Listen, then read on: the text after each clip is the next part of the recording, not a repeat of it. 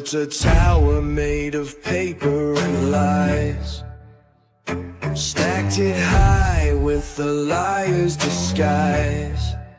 But the wind's picking up, gonna blow it all down. A reckoning's coming to this hollow town. Tear it down, burn it up, let the light shine through. Trump's got the hammer, Musk lights the fuse. No more chains, no deep state blues. The eagle's screaming, we got work to do.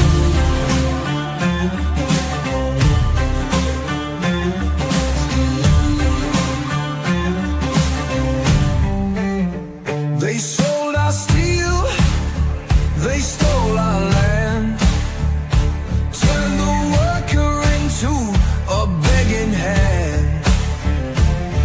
But the wheels are turning, the fire's alive. We're taking back what's rightfully mine. Tear it down, burn it up, let the light shine through. Trump's got the hammer, Musk lights the fuse. No more chains, no deep state blues. The eagle's screaming, we got work to do. Ghosts of the past whisper through the trees.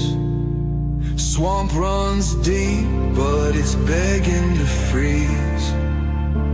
Freedom ain't given, it's a fight to the bone. Stand your ground or be overthrown. Tear it down, burn it up, let the light shine through. Trump's got the hammer, Musk lights the fuse. No more chains, no deep state blues. The eagle's screaming, we got work to do. Our work to do.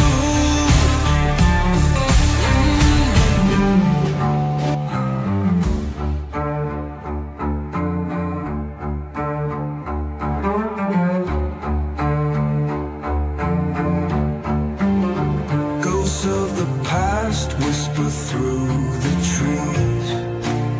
Swamp runs deep, but it's begging to freeze. Freedom ain't given, it's a fight to the bone. Stand your ground or be overthrown. Tear it down, burn it up, let the light shine through. Trump's got the hammer, Musk lights the fuse. No more chains, no deep state blues. The eagle's screaming, we got work to do.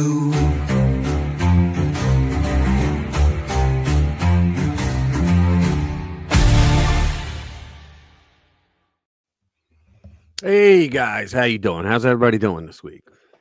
Hope everybody's doing well and had a good week. Friday afternoon, time to decompress now and have a little fun and talk some politics. Yep. How was your week, Jade? You know, better than last week. Last week wasn't good. This was better. This was Oh. better. Good. Yeah, I need it. not too much happened, but sometimes that's good. We got a great when show the- tonight. We got a lot of. I'm sorry to cut you off. We got a lot of good yeah. I stories was going to coming say, people say they want to live an interesting life. out. Right. I want to be an interesting. No, you don't. Yeah, I No, you know. I don't. know. No, You don't want to live an interesting, life. interesting wars and disasters and Yeah, they're train all wrecks and interesting, yeah. airplane crashes. This is interesting. Yeah. I don't want interesting. All right. I want little peace, little prosperity. That's all I want. All right, we're gonna do the big headlines first, just to show you what we got going on. We got a lot of cool stories this week. A lot of stories that'll piss you off. We're monetized this week, so we got to watch our language. All right, so this is actually a pretty good article. Why I was wrong about Donald Trump. He's a strange attractor with a mission. This was a lib nut who was a never Trumper, orange man bad, but has a change of heart. Not a Trump fan, but understands him now, which is Okay, so there's one. Now we just Okay. need like the rest of the country, the half the country. what something's going on, because when you meet Trump and don't have this terminal case of TDS, once you meet him, Right. and even not even meeting him, but open your mind even just a little bit, you understand the grand Right. plan. Take a look at JD Vance. He was formerly a never Trumper. Oh yeah. Yeah, Take he a look was. at, and then look at Bill Ben Maher. Shapiro, but I don't like Ben Shapiro to begin with. Ben Shapiro, he's a whore. He's Just very doing it. smart. Yeah, he's very smart, and I like a lot of the arguments he makes. But he built his entire network on hating Trump. And He's just a political whore. Can I say whore? I don't know. Maybe we're demonetized now. I don't know. Who knows? But take a look. Bill Maher comes back from meeting Trump and Right. has all good things to say. Yeah. I mean, He once still hates him, but at least now he understands that he's not like a monster. that's what really is frustrating about Bill Maher. He goes 99% of the way, and he's saying all the right things, and you're sitting on the edge of your seat waiting for him to say this last thing, and then all of a sudden he goes on a tangent about, okay, but I still hate Trump.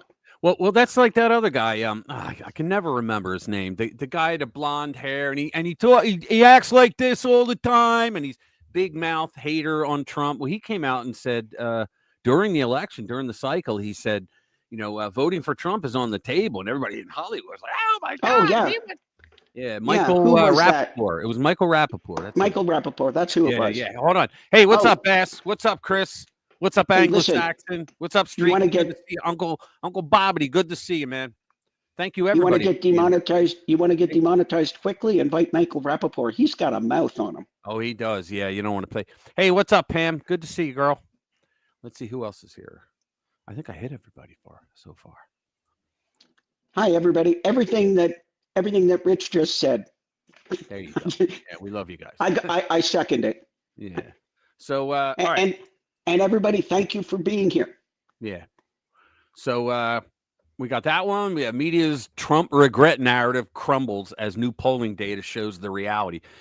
The media, what scum, man? What scum? It's like they all get the talking point memo, and every single network does the same. Oh, Trump, there's just a lot of Trump regret out there. Maybe 1%, and they were Democrats that voted for Trump, and yet they still watch MSNBC.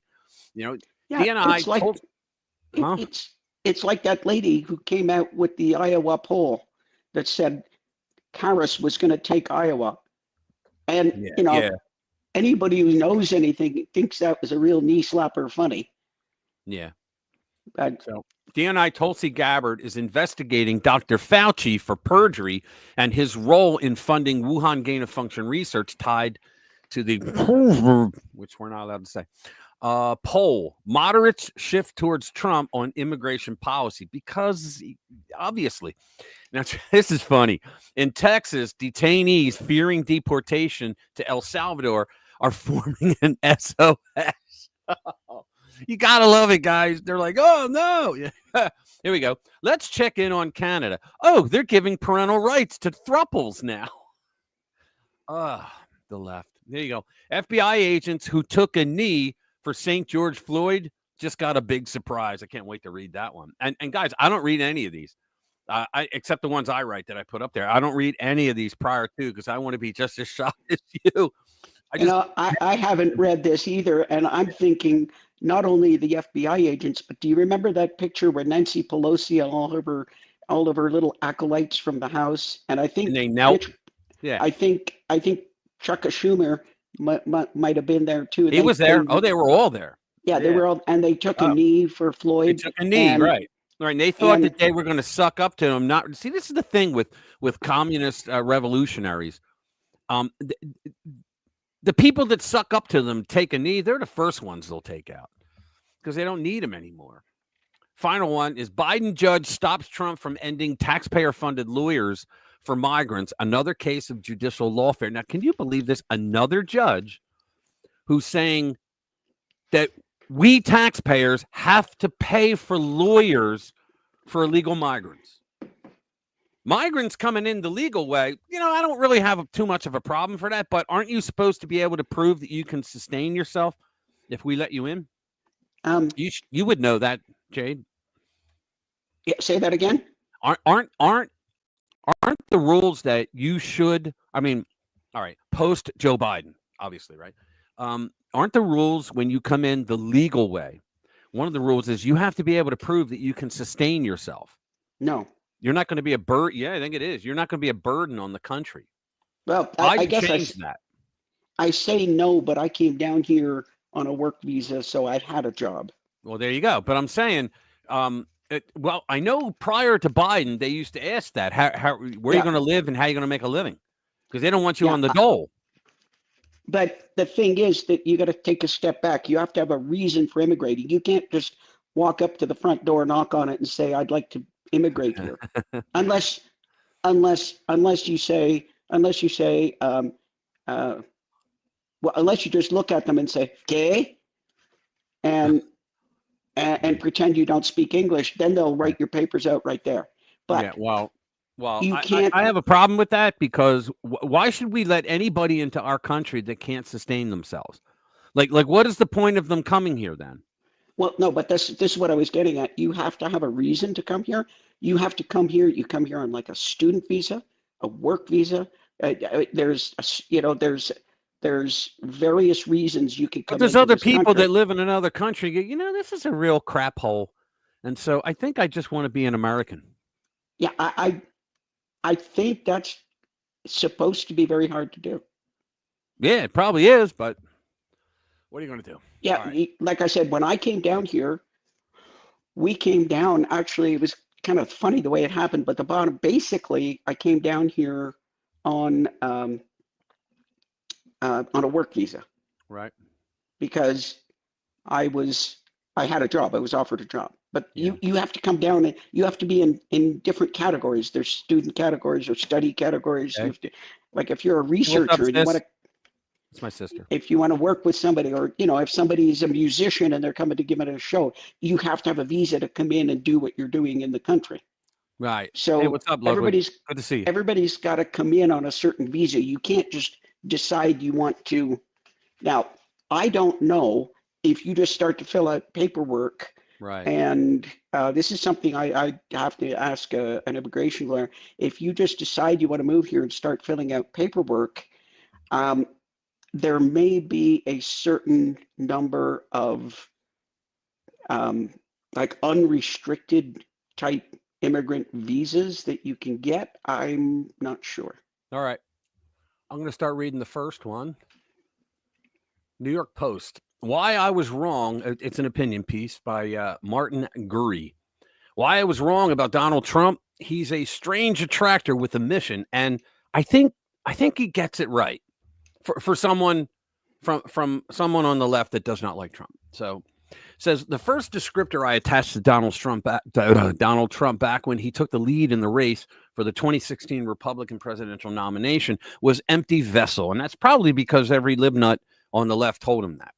So he was never that. Most recent epithets I have used include carnival barker and master of disaster. He's much more than those. Peer beyond the night fog emanating from those who consider him a new Hitler and those who worship him as a sort of messiah. In the light of empirical reality, Trump towers over the first quarter of the 21st century like no other political figure. So this guy's just writing reality. When you remove all the cobwebs and all the TDS, that's what he's doing. Okay? And you could still dislike Trump. I don't care. You can, whatever you do or not, but I like it when they're being honest. So he said, I understood the forces that propelled him forward. I thought that they were of world historical importance, but I never gave much credit to the man himself, correcting the record. What follows is an attempt to correct the record. I have no wish to glorify Trump or to, he's doing a Bill Maher, or to glorify Trump or to assess his moral worth, but only to figure out why, as an analyst, I missed the consequential dimension of his character. In retrospect, I can see that the sources of error lay within me. Trump is a one of a kind and escaped my ready-made categories. Exactly. That's what people do. You put everybody in a category, into a box.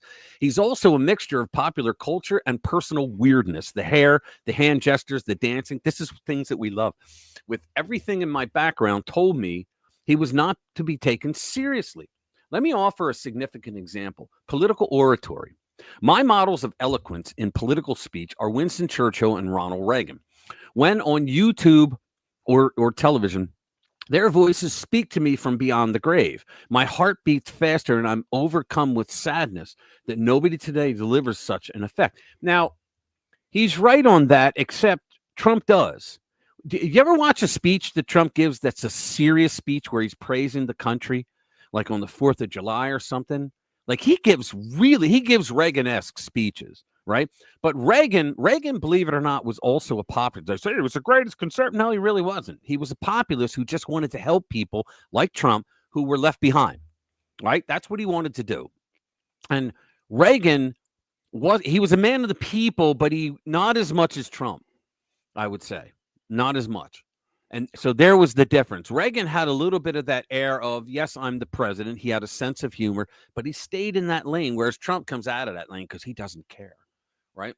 Trump's rhetoric leaves me cold.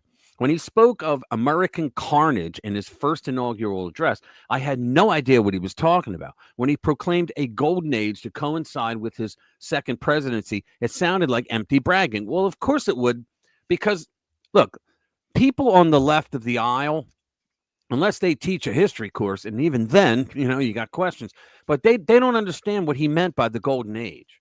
Oh, you and I do, all of us do, but they didn't understand it. How he deals with important issues is perplexing to me. He berates adversaries high and low in a manner that seems petty and often childish. And it works, doesn't it? His style of talking, which he calls the weave, spins around and around and seldom arrives at its destination. Or does it arrive at the destination every time? And he just doesn't see it. All this could be interpreted as a criticism of Trump, but I intend it rather as a partial explanation of why I failed to obtain an accurate picture of the man. Trump, after all, is a performer who carried a trivial reality show to popularity for more than a decade. He was like number one all those years. He well knows how to communicate with the American public, and I get the humor. I don't think he does. Watching Trump be Trump can be vastly entertaining. There's no predicting what he will say next. Yeah, that's very true. Trump. I know. You never know. This is what Putin said. Why didn't you retaliate for him blowing up all your people in Syria? Because we have no idea what he would do. He's very unpredictable. Well, and that's what Trump said. He said, Putin. Yep. He knew what I was going to do, but there was just 10% that he didn't know, and he said that's all you need. Right. And there was 10% that Putin wasn't sure of. That was kind of shadowy, and he wasn't quite sure what that 10%. And he said that's all I needed. Yeah. Oh yeah.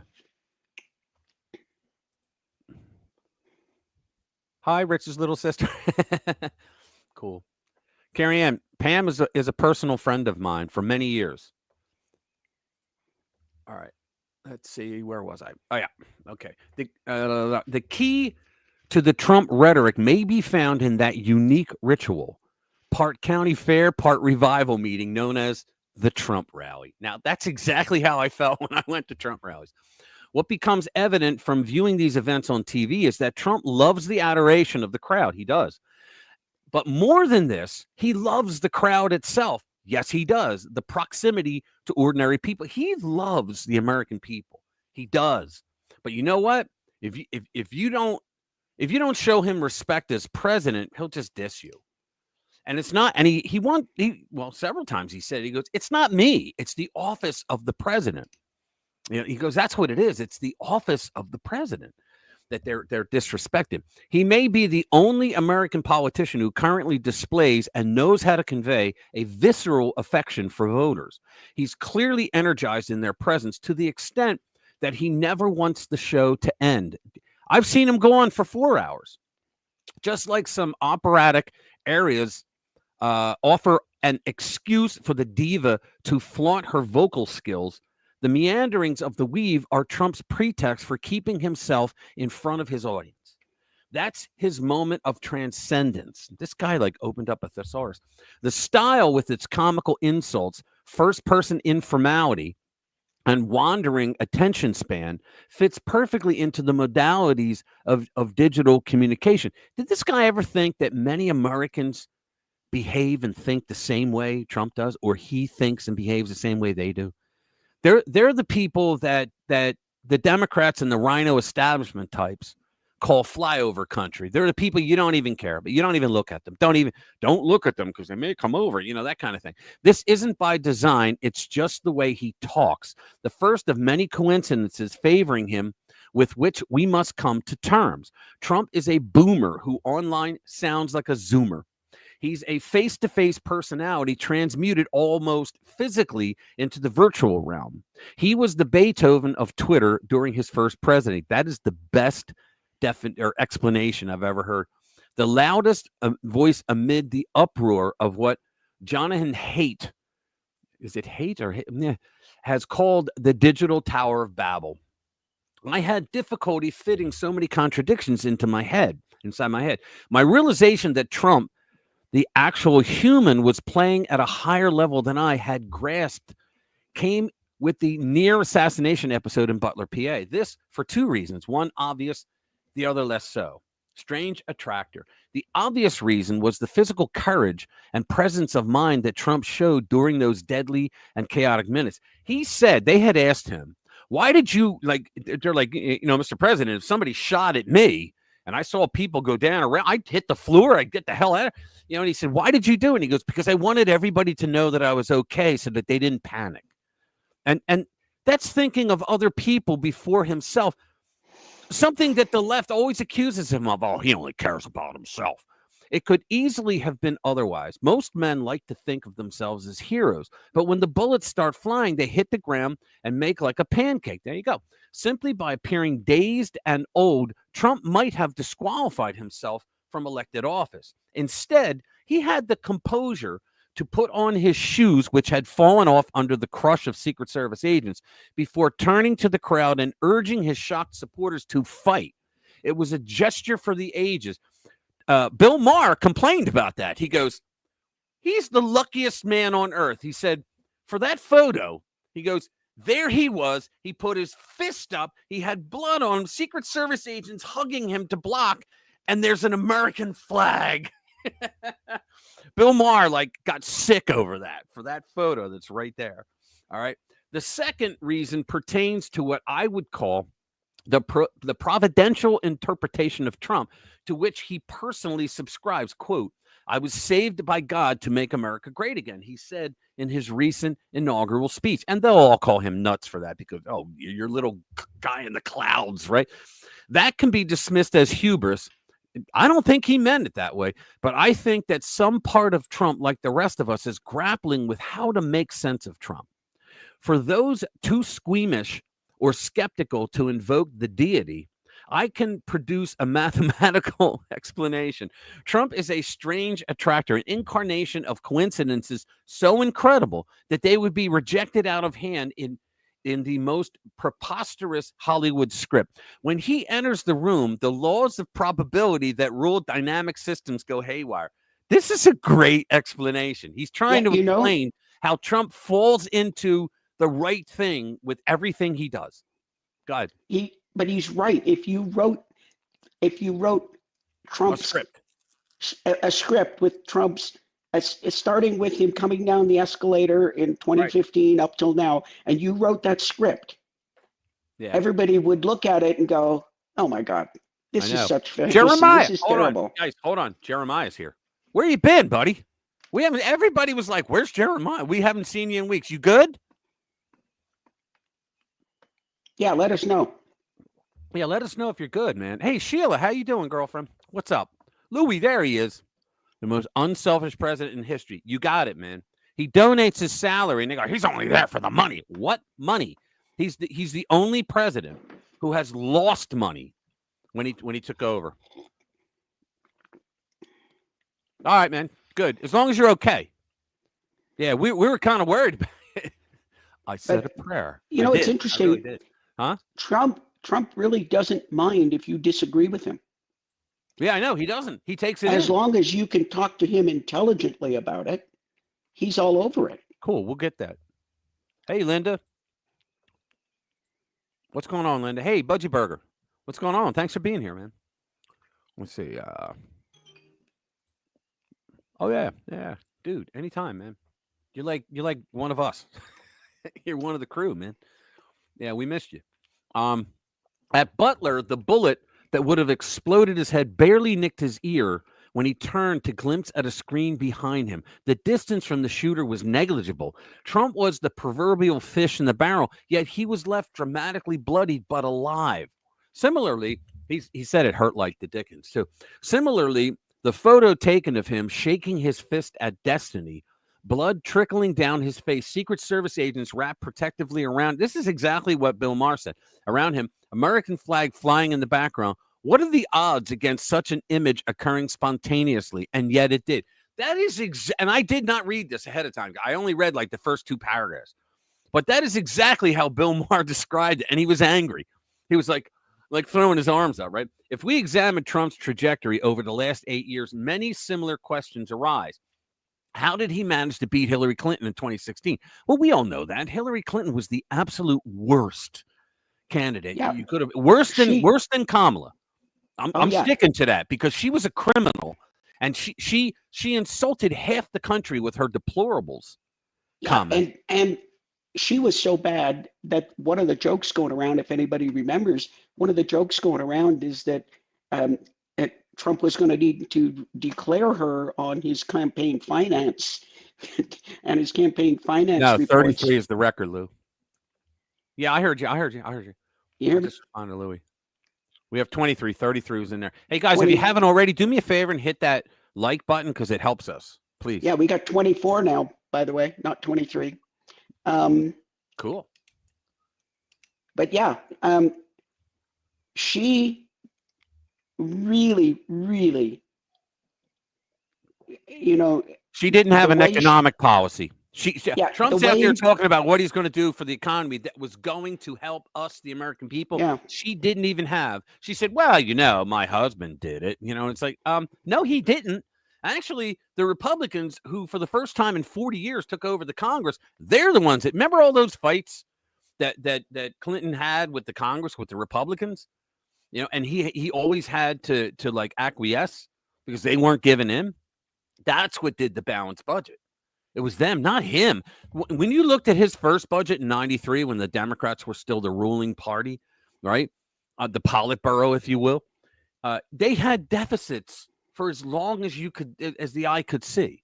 And it was after that, when the Republicans took over in 94, the Democrats were in charge of the Congress from 54 to 94. 40 years. So anything that happened in those years that we're still feeling today, you can blame them. Anyway, so yeah, I saw an interesting quick skit. It was I guess a lefties or somebody playing a lefty, and it was this woman, and she played both sides of the conversation. And on the one, she said, "Oh yeah, Trump got shot today." Right. Oh, is he okay? Yeah, he was okay, and in fact, he got up and shoved his fist into the air. Yeah. Oh, we just lost, didn't we?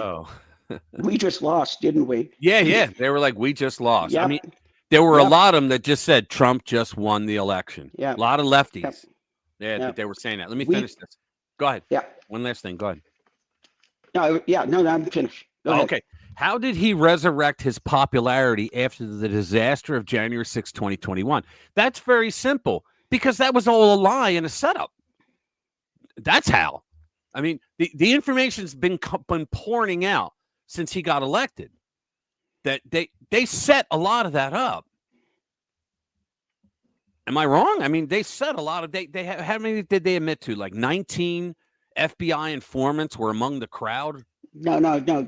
Keep going. It was at least 24. Was it? All right. Yeah. So how did he so easily dispose of talented Republican presidential seekers of the 2024 nomination, a field that included accomplished winners like Governor Ron DeSantis? Well, for the other ones, when he says talented Republican presidential seekers, What he's actually saying, what I believe he's actually saying is people who have kissed the brass ring of the DC GOP and got permission to run, and they talk like this, right? Trump was just too real to the American people to want anyone else. Ron DeSantis was a good governor. He became a better governor after Trump beat him out, right? After Trump beat him out, he became an even better governor. And probably because he still wants to run, but he wanted to do things as he governed in Florida to show people, hey, I can govern, right? But he's going to have to wait for JD to do his 8 years. Okay. Events skew for him. And this person's right. I so like this. I'm going to read probably the whole thing. How could he thrive under the relentless persecution of the establishment, the FBI raids, the criminal trials, the lawsuits, the gag orders, the Hitler comparisons? That's another easy one because everybody knew it was BS. Everybody understood that the FBI raids on Mar-a-Lago. Are you kidding me? He was the president of the United States. He had the right to have those documents. In fact, he wrote a presidential memo while he was still president, declaring them all declassified. It was all things that had to do. But we did a story last week where that whole raid was to do nothing but protect Hillary because there were things in there about Hillary. The thing was that anybody who wasn't blinded by TDS, yeah, as I understand, selective blindness is definitely one of the symptoms. Oh, yeah. Well, criminal trials? Are you kidding me? Criminal trials? So New York City, well, New York State, all Democrat. Everybody in charge is a Democrat, down to the dog catcher, okay? So New York State creates a law for the first time in American history, creates a law and says, we're going to throw out the statute of limitations for sexual assault and things like that. You have 1 year. Trump? Yeah, I mean, they did it to get someone to go after Trump because they had this full plan. Make him look like a criminal, like a crook, like a bad businessman. Make him look like a businessman that didn't know what he was doing. Bankrupt him, right? Make him look like a sexual predator, right? These are all the things they did. Make it look like he violated the law of federal elections, right? Everybody knew it. The gag orders. Well, why did people not fall for the gag orders and when he was violating? Because the judge only put the gag order on the defense. Judges don't do that. So in other words, you had that Alvin Bragg and his team and Big Letitia were able to go out to all the cameras and just say anything they wanted to say about the trial, how it was going. They lied their rear ends off. And Trump wasn't allowed to defend himself. That was the whole purpose of it. And people saw through it. Events just happened to skew to Trump's advantage. His ostensibly fatal defeat in 2020 turned out to be the luckiest of breaks. I agree with that, but probably for a different reason. The political steamroller that is Trump today can't be explained without reference to the corruption and incapacity of the Biden years. He does understand it because that's exactly how I feel. The terrible fires that devastated Los Angeles shortly after Trump's election became a demonstration on the national stage of government by anti-Trumpists. Progressives so spellbound by skin color and sexual identity that they forgot to keep the fire hydrants filled. I want to know who this person. I want to know more about this person because he gets it. In a world for an anti-Trumper, he gets it. In a world of politicians floundering in the storm, Trump imposes himself on his surroundings. He is the storm. It's true. His career has coincided with a colossal transformation of society brought about by the rise of digital information systems. And he handled it better than anybody else I've seen. One effect has been an eruption of rage and revolt by networked normies against the elites who run our great institutions. Now, what he's talking about there is for years, we had the smartest people in the room. You know who they are, right? The smartest people in the room that told us, you know what? We're the smartest people in the room, and you should listen to us, how we run the world. And people just went, you can do it. I'm too busy working. I don't care. And they screwed us. They screwed us because they created this whole globalist system that screwed the United States, screwed the American taxpayer, left and right, jobs overseas, right? I mean, taxes out the wazoo. That so much so that they couldn't harm us any more economically than they did under Biden. And so they started screwing us by trying to arrest us for things that were just ridiculous, right? like people that were pro-life. Like, why would you pick on a pro-life person unless you're a rabid lunatic on the other side? Pro-life people who were beyond the, what is it, 500 feet, who were beyond whatever that is in the States, and they still got arrested. I mean, silently praying. yeah, do they? Yeah, yeah. And I didn't care if they were singing a song. They were within the distance, right? And yet they were targeted. And the domestic interesting terrorists. thing about People who like the Latin Mass were Yeah. considered domestic terrorists. Go ahead. Yeah, the thing about it is, you can be either side of the abortion question you want, but give me a break. Somebody's silently praying 500 Right. feet away, Right. silently praying. Give me a break. Yeah, I know. Even the people who are pro-abortion should really kind of go, give me a break. Well, they should.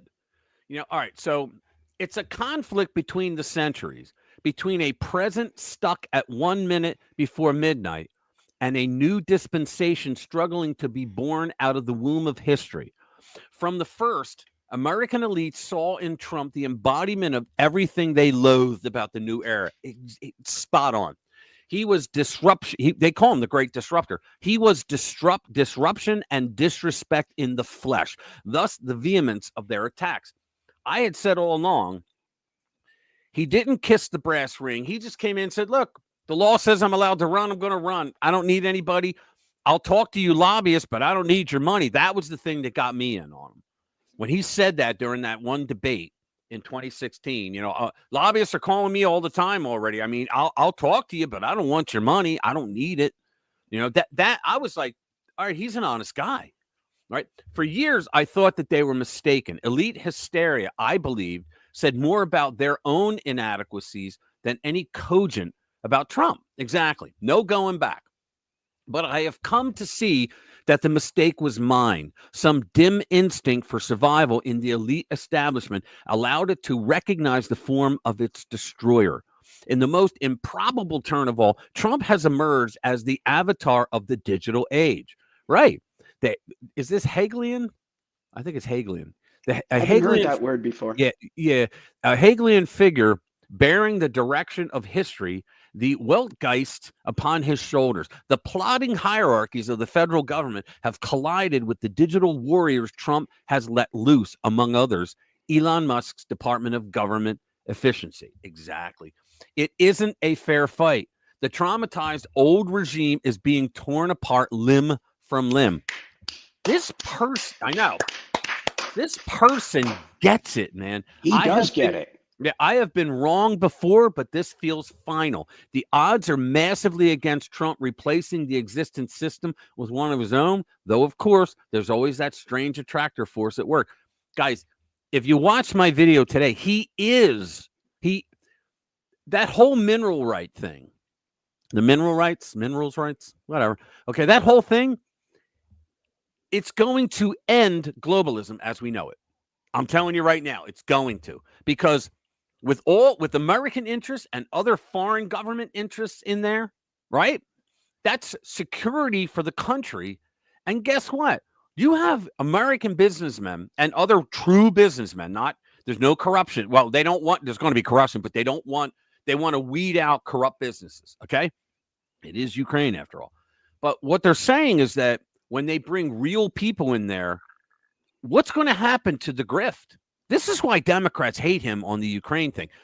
They've been grifting it's been their ATM, the Democrat ATM machine for decades now. I mean, decades. Ukraine's national industry is money laundering. Yeah, but there will be no going back to some artificial version of the long gone 20th century. No reactionary fantasy world imposed by the analog mentality. No online censorship, no debankings, no politicized bureaucracy. Amen. Amen. And thank God for that. Because what he's saying is that Trump is taking us into a direction where we're going to have civilizationism as North America.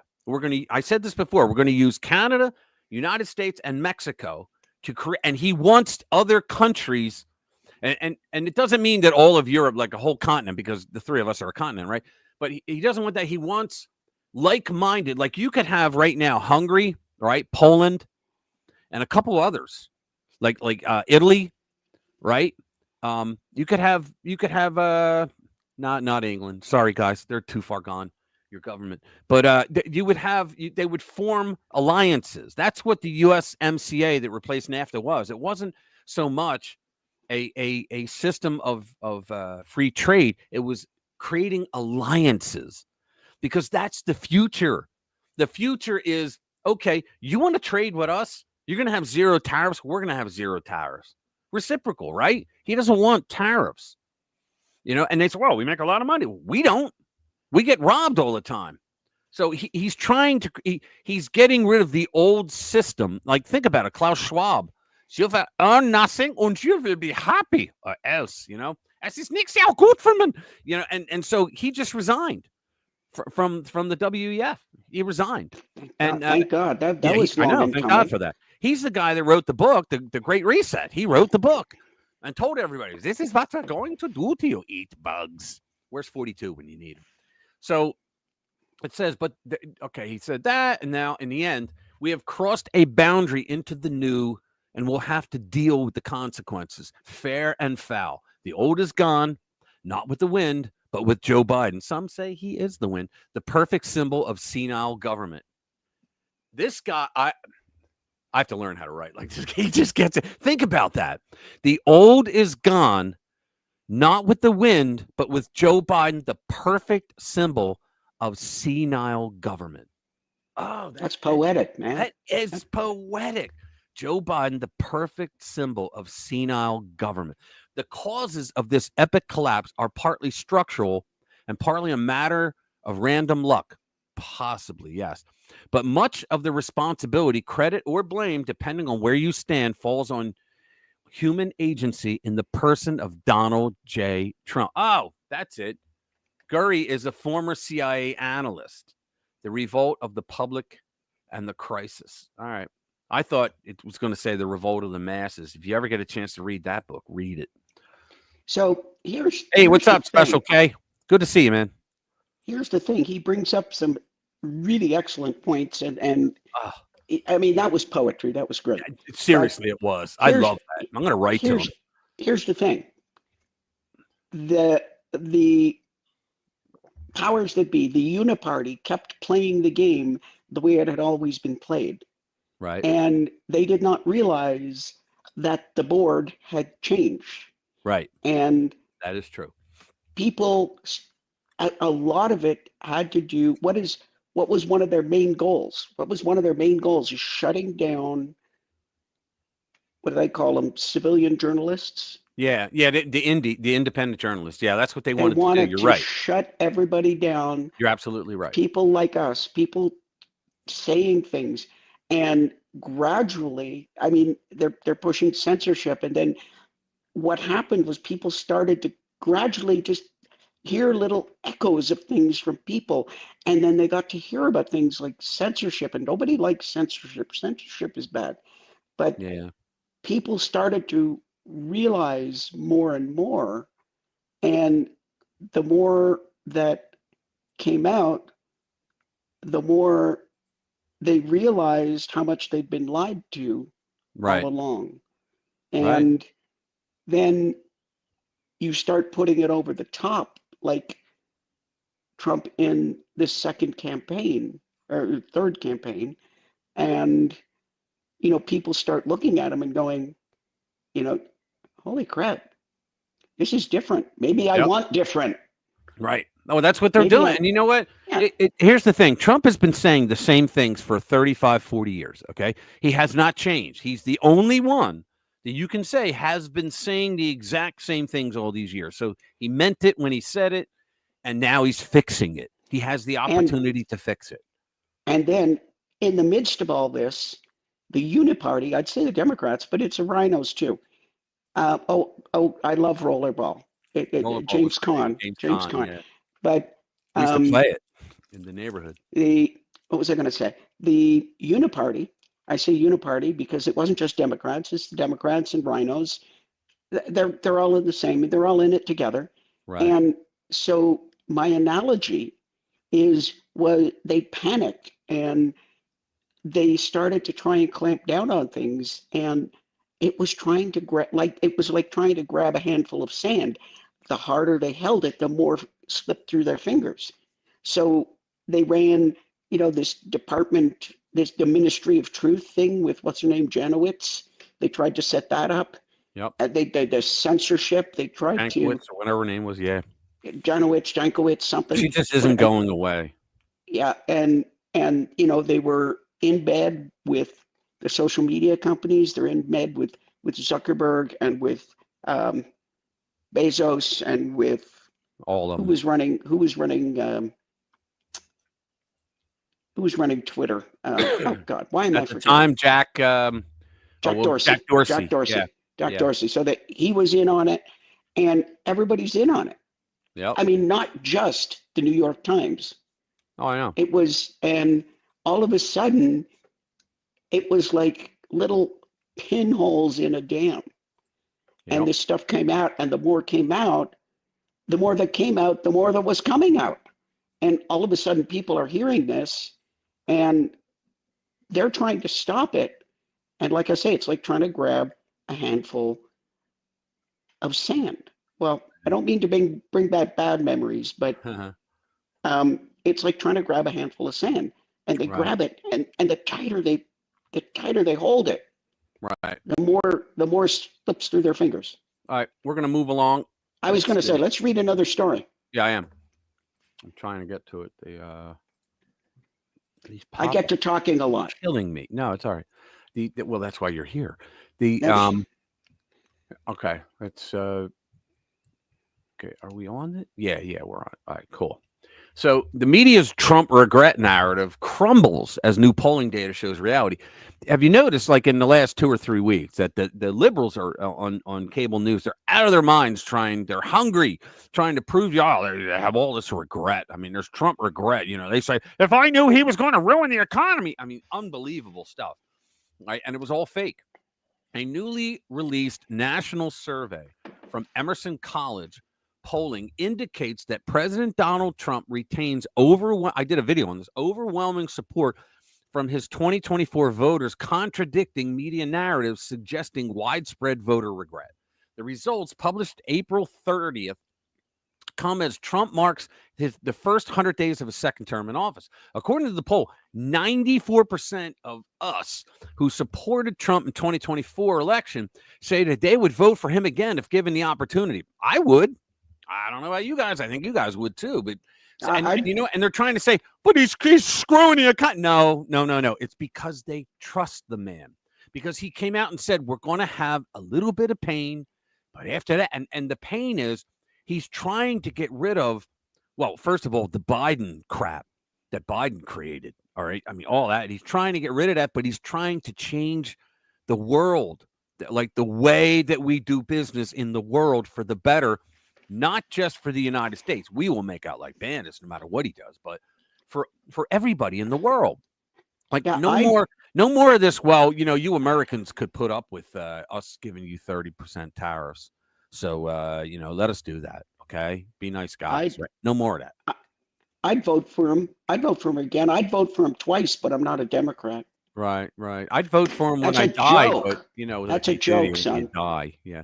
Similarly, 93%. Now get this. Similarly, 93% of former Vice President Kamala Harris voters say they would not change their vote. Now, I believe that's because the same reason why the same people voted for Barack Obama a second time, because he really screwed up the economy his first time in, and it was so many scandals that he had in the first time, right? I think it was so that they could say to themselves, at least, well, I didn't make a mistake the first time, so I'm going to vote a second. I think that's the only reason. In a hypothetical rematch, the survey gives Trump a narrow edge, 48 to 47 for Harris, right? We don't have to read it anymore. The whole point was that while they're out there professing every single day that there's all this regret for voting for Trump, no. It's a lot. He wouldn't be doing as well as he is. I think he's at what was he? What did they say it was 45%, 48 to 47. Kamala seems to be trying to keep the sorry circus. She does. She's such a drunk clown. Yeah, she really is. Yeah, Welsh elections, they will win. We'll have a year to show the UK. Yep, Yeah. the funniest part Where of it many is people are from. What's that? the funniest part of it is some of the people are coming out of the Biden-Harris era, and they're starting to write books, and they're saying some really interesting things like, What's up, Andromeda? oh Good to see yeah, you. he was completely compromised, and just Yeah. nobody told me, but I didn't know it. I mean, I looked at him. I thought he was 2.0. He's cogent. Remember when yeah, no, when that's Scarborough said that? I yeah, was like, that's Scarborough. It's the best I was like, Biden ever. oh no, Wasn't he's that the a best Biden ever. I'm like, dude, where's your tinfoil? Do you like have it yeah, weaved really? inside the skull? No, but Good people are coming Lord. out and they're saying, yeah, kind of like what we were saying then, and it's kind of more like this way. Yeah. And there was one of them, I can't remember her name. She was coming out and says, no, there was something very wrong with Kamala. Like, Yeah. the head wasn't working. Come here, buddy. Joe, at least he's got an excuse. Maybe Kamala does too. She drinks it. My shepherd. Yeah, I know. My shepherd came down. All right, here we go. The poll.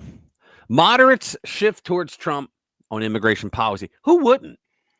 Except you're crazy, toys in the attic, back guano crazy progressive, right? Swing voting moderates are rallying to President Donald Trump as Democrats continue their desperate opposition to the enforcement of the nation's popular immigration laws. Did you see what they did? It was this week where Hakeem Jeffries and who was the other one? Key and Peele guy. From New Jersey, Senator. Cory Booker. Yeah, had a mental thing. Cory Booker. They sat on the steps of the Capitol building for 12 hours and complaining about Trump. We're supposed to go, oh man, these guys are they're like the Mensa Club, for goodness sake, right?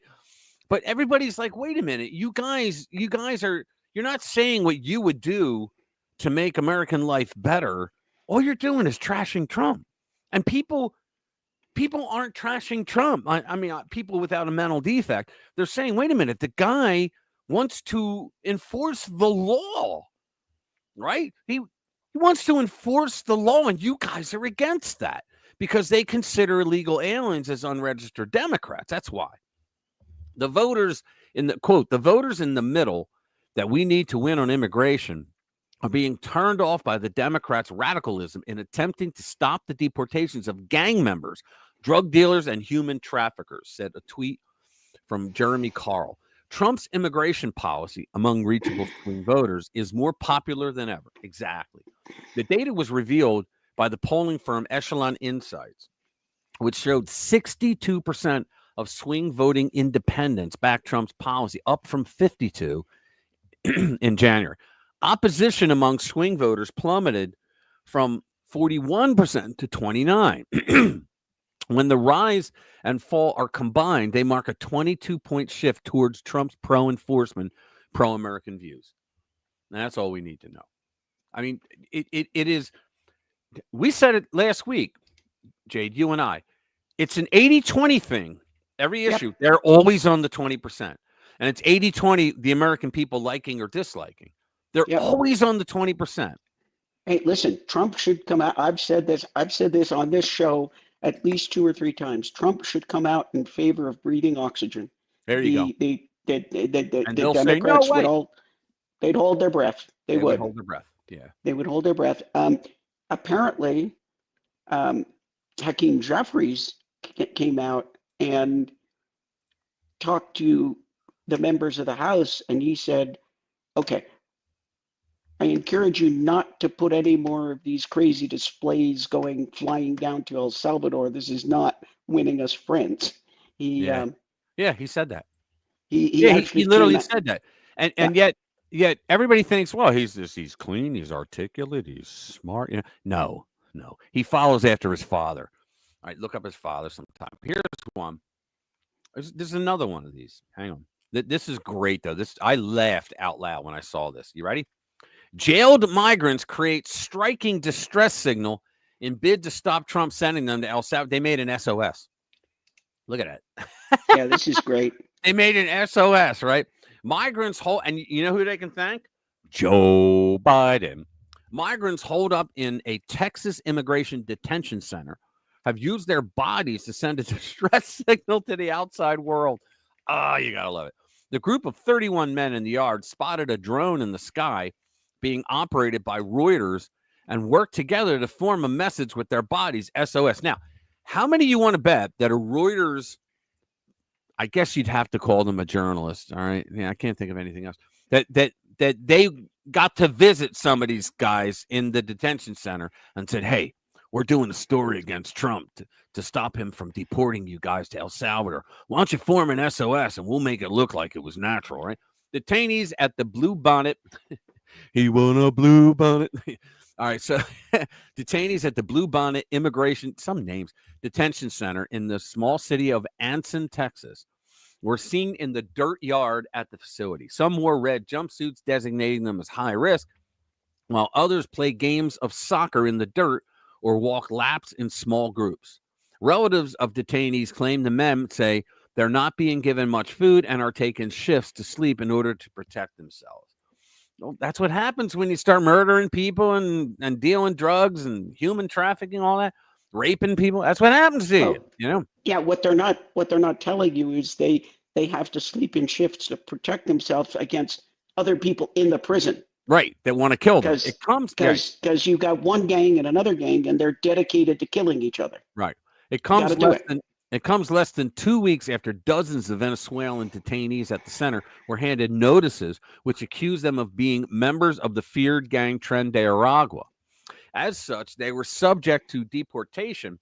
You get it? Subject to the jurisdiction thereof, subject to deportation under a wartime law, which the Trump administration invoked earlier this year to justify sending 238 suspected gang members to the notorious Sicat prison in El Salvador. Well, that's all we need to know. You see that? Nice. You can run the film if you want. There's a little film there. Yeah, it would be better if they spelled out Doge, don't you think? There you go. There's a little film. I don't know if you want to run it. Let me see if I can get it larger. There we go. How much time we got? 30 seconds. There they are. Come on, let's do it. We're going to form it. Look at this guy running. Let's do it, man. Let's do it. Let's do it. Is that racist to talk like that? Probably. I don't know. We're not racist here, but there you go. There you go. All right, guys, you did it. They're like, hey, man, how do you spell S? How do you spell SOS? I'll bet somebody asked that. Man, how do you spell SOS? Yeah, what's the number for 911? Yeah. Exactly. Ooh. What's that noise? I don't hear a noise. Oh, I got it. Sorry. That's on your end. The other tab was left open. Oh, my goodness. I love the photo with their tidy whities. Yeah. That's funny. Squid Game. All right. So let's see. What's the next one? This is great. My Canadian friends here will love this one. You want to waste time on that one? Yeah, I do. Let's check in on Canada. Oh, they're giving parental rights to thruples now. This is the slippery slope when you do stuff like this, right? Into insanity. All right. Let's check in on this is from Not Debate. Let's check in on our neighbors to the north and their courts to see what's going on there. Polygamy is legalized and recognized in Quebec now. What demographic is that for? Does every wife get child benefit checks, or how does this work? Seriously. All right. A recent court ruling in Quebec has granted multi-parental families in the province the same legal rights as any other unit. A Quebec Superior Court judge ruled on Friday that limiting the legal affiliation of children to one or two parents is unconstitutional. I would love to see where that is in their constitution. I know Canada's constitution isn't that old, but I highly doubt the framers thought that it would be unconstitutional to limit parental rights to moms and or dads. But we're in a clown world today. It's true. Lawyer Marc-Andre Landry, who represented one of the families involved in the case, explains the ruling does not apply to step parents or other modern families that are formed after a child is born. It's not about step parents, or other potential realities. It's really about three people sitting together and saying, we should have a child together, he explains. No one should be treated differently because of their family status. Holy we don't even need to go further. Holy mackerel. Look like SOS Scary Operations Center. Maybe they're getting hacked. Well, I don't know. Let me say, here you go. This is one that I was gleeful when I saw this. I wanted to read it so that you could see my shocked face. All right, ready? FBI agents who took a knee for St. George Floyd, just got a big surprise. There they are. There they all are. Took a knee. The FBI isn't supposed to be some goofy political theater group or a PR firm for the latest left-wing movement. It's that's exactly what Chris Wray allowed it to be. It's a law enforcement agency and is tasked with one duty: protecting the Constitution, maintaining law and order, and staying neutral in times of civil unrest. Now, I don't want to be that guy, but that's three duties, don't you think? I said duty. Is this too much to ask? Apparently, as we found out during the deadly summer of love. Back in 2020, when the country was reeling from riots, arson, and widespread violence following the death of career criminal George Floyd by an overdose of fentanyl, a group of FBI agents decided their job wasn't to stand firm for justice. It was to take a knee for BLM. I think they were afraid. I think all those politicians that said, yeah, we're going to defund the police and all that. No, I think they were terrified because they were all Democrats. I think they were terrified that the communists in BLM were going to go after them. And so they gave them anything they wanted. And a lot of them lost their gig. Remember that photo of the FBI agents taking a knee during George Floyd protests?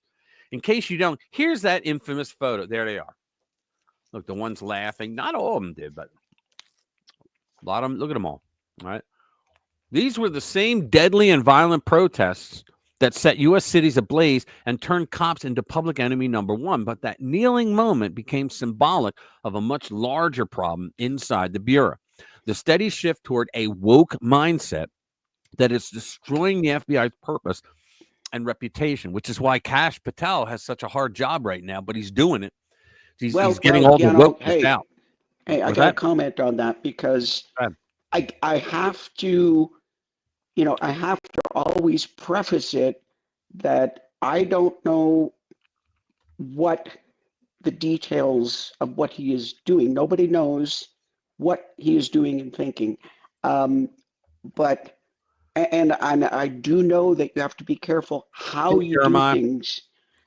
I know you have to be careful about how you do things because I think Carrie Ann's leaving. I'm sorry, I'm listening.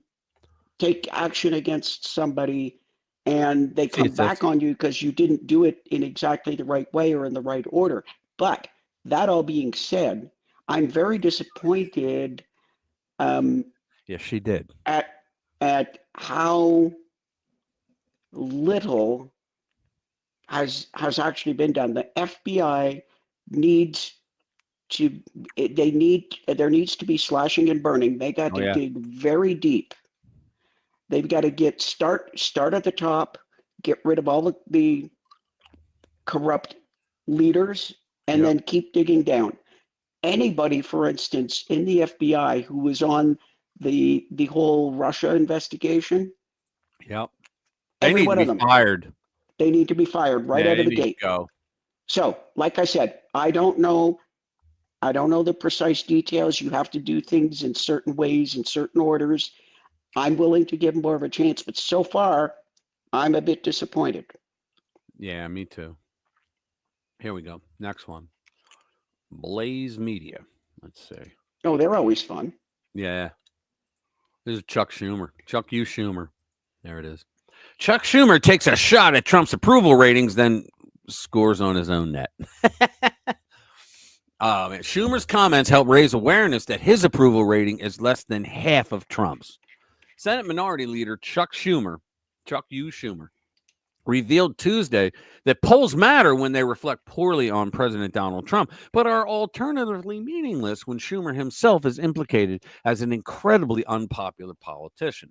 After Senate Democrats' weekly caucus lunch meeting that you and I paid for, Schumer ambled over to reporters to recycle his usual anti-Trump rhetoric.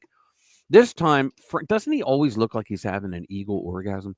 Trump rhetoric, this time framed as a critique of the president's first 100 days in office. Quote, there is a feeling of incompetence, of indecision, and chaos eating away at much of the country. Communism is not dead. I'm still here.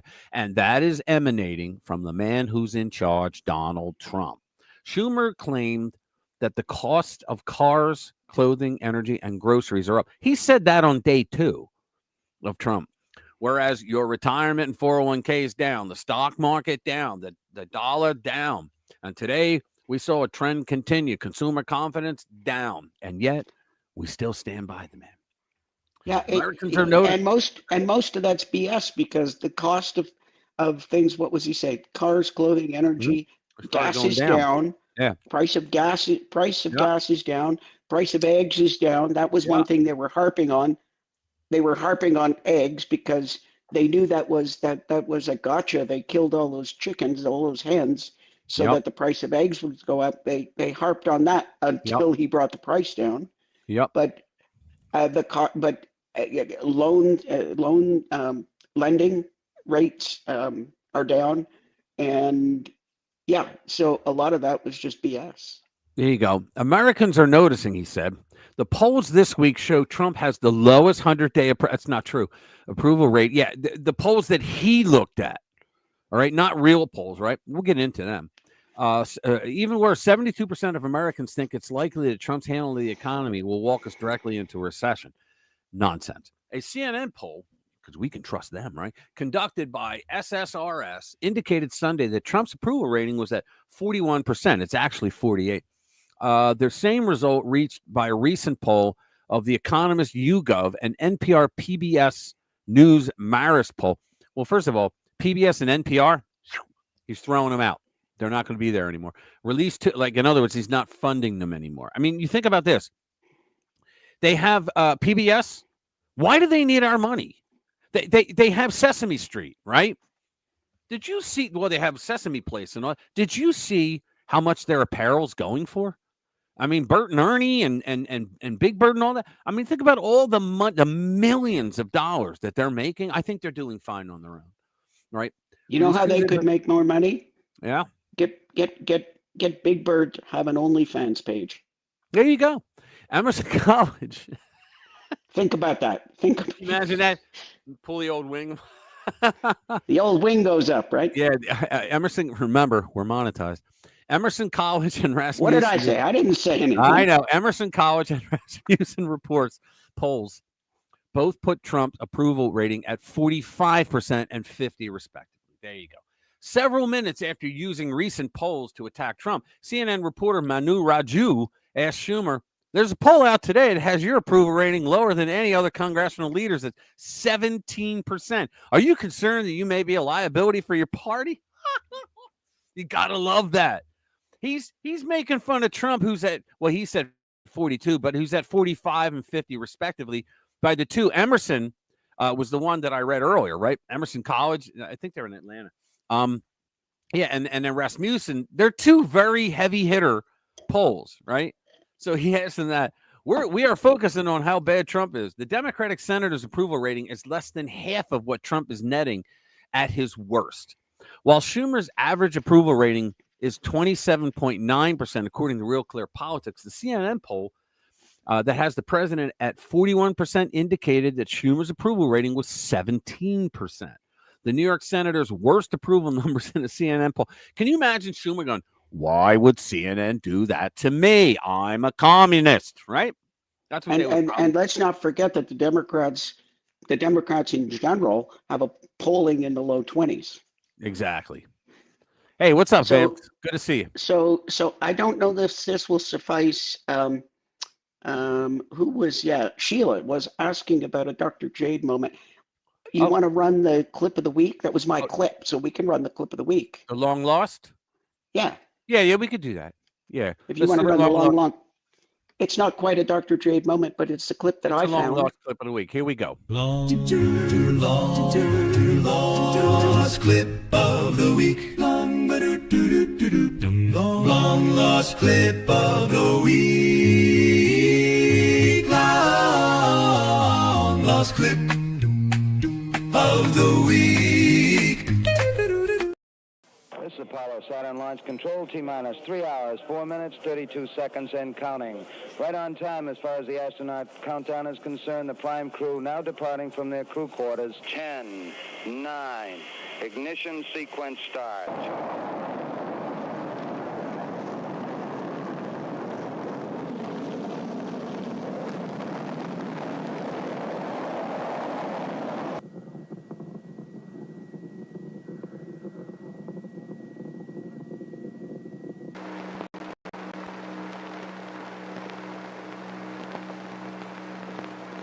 On, forward, 40 feet down, 2.5, picking up some dust.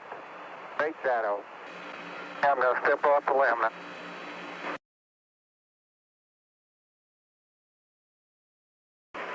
That's one small step for man, one giant leap for mankind. It has a stark beauty all its own. It's like much of the high desert of the United States. It's different, but it's very pretty out here. Oh, geez, that's great. Is the lighting halfway decent? Yes, indeed. They've got the flag up now, and you can see the stars and stripes on the lunar surface. Up now, and you can see the stars and stripes on the lunar surface.